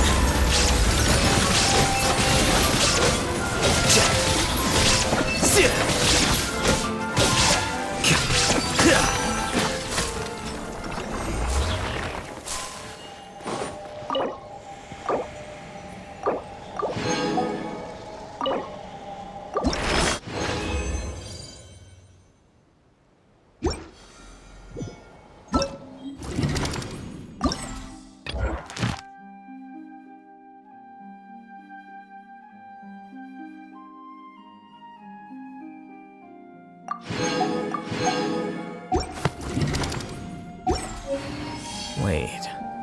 Huh? No.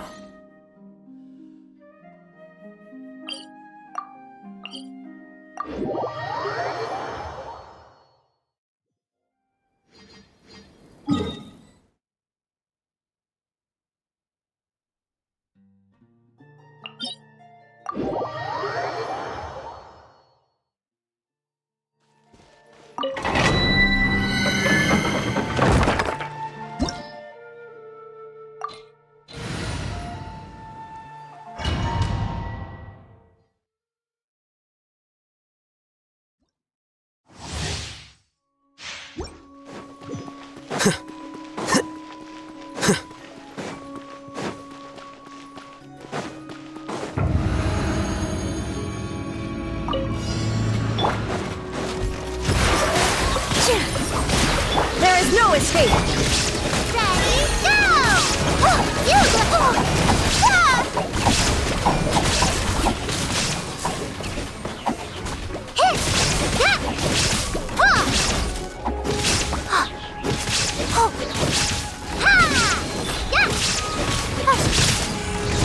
Positions. Shine down! Stay put! Go get him, Uruguay!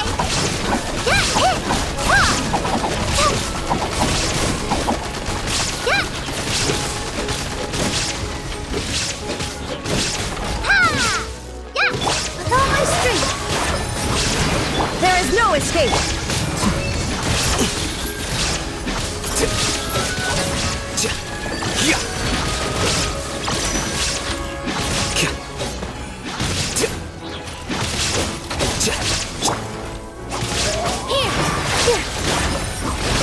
Illusion shattered! Hey, go away!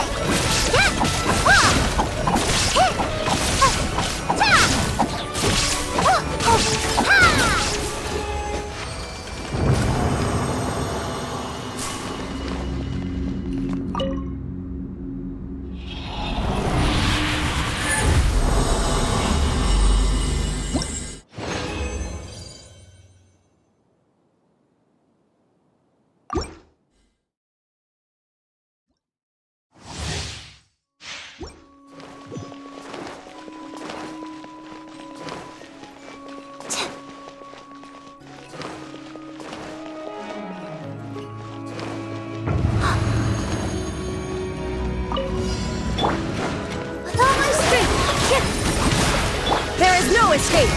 You, Lyney, you're up! That hurt real bad!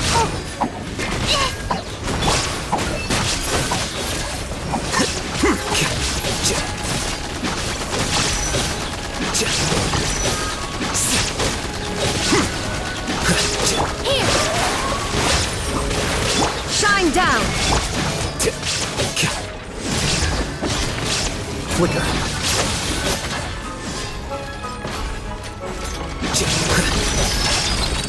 Scatter.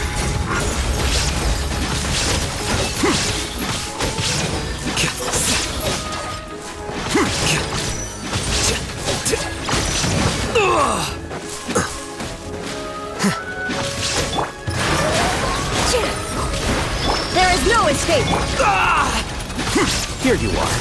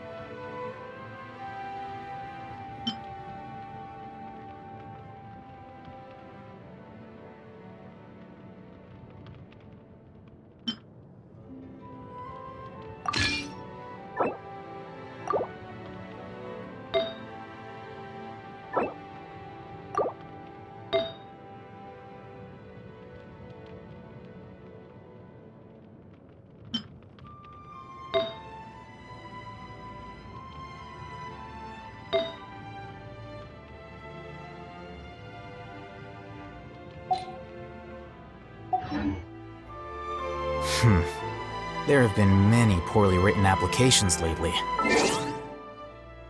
I guess I'll just have to reject them all.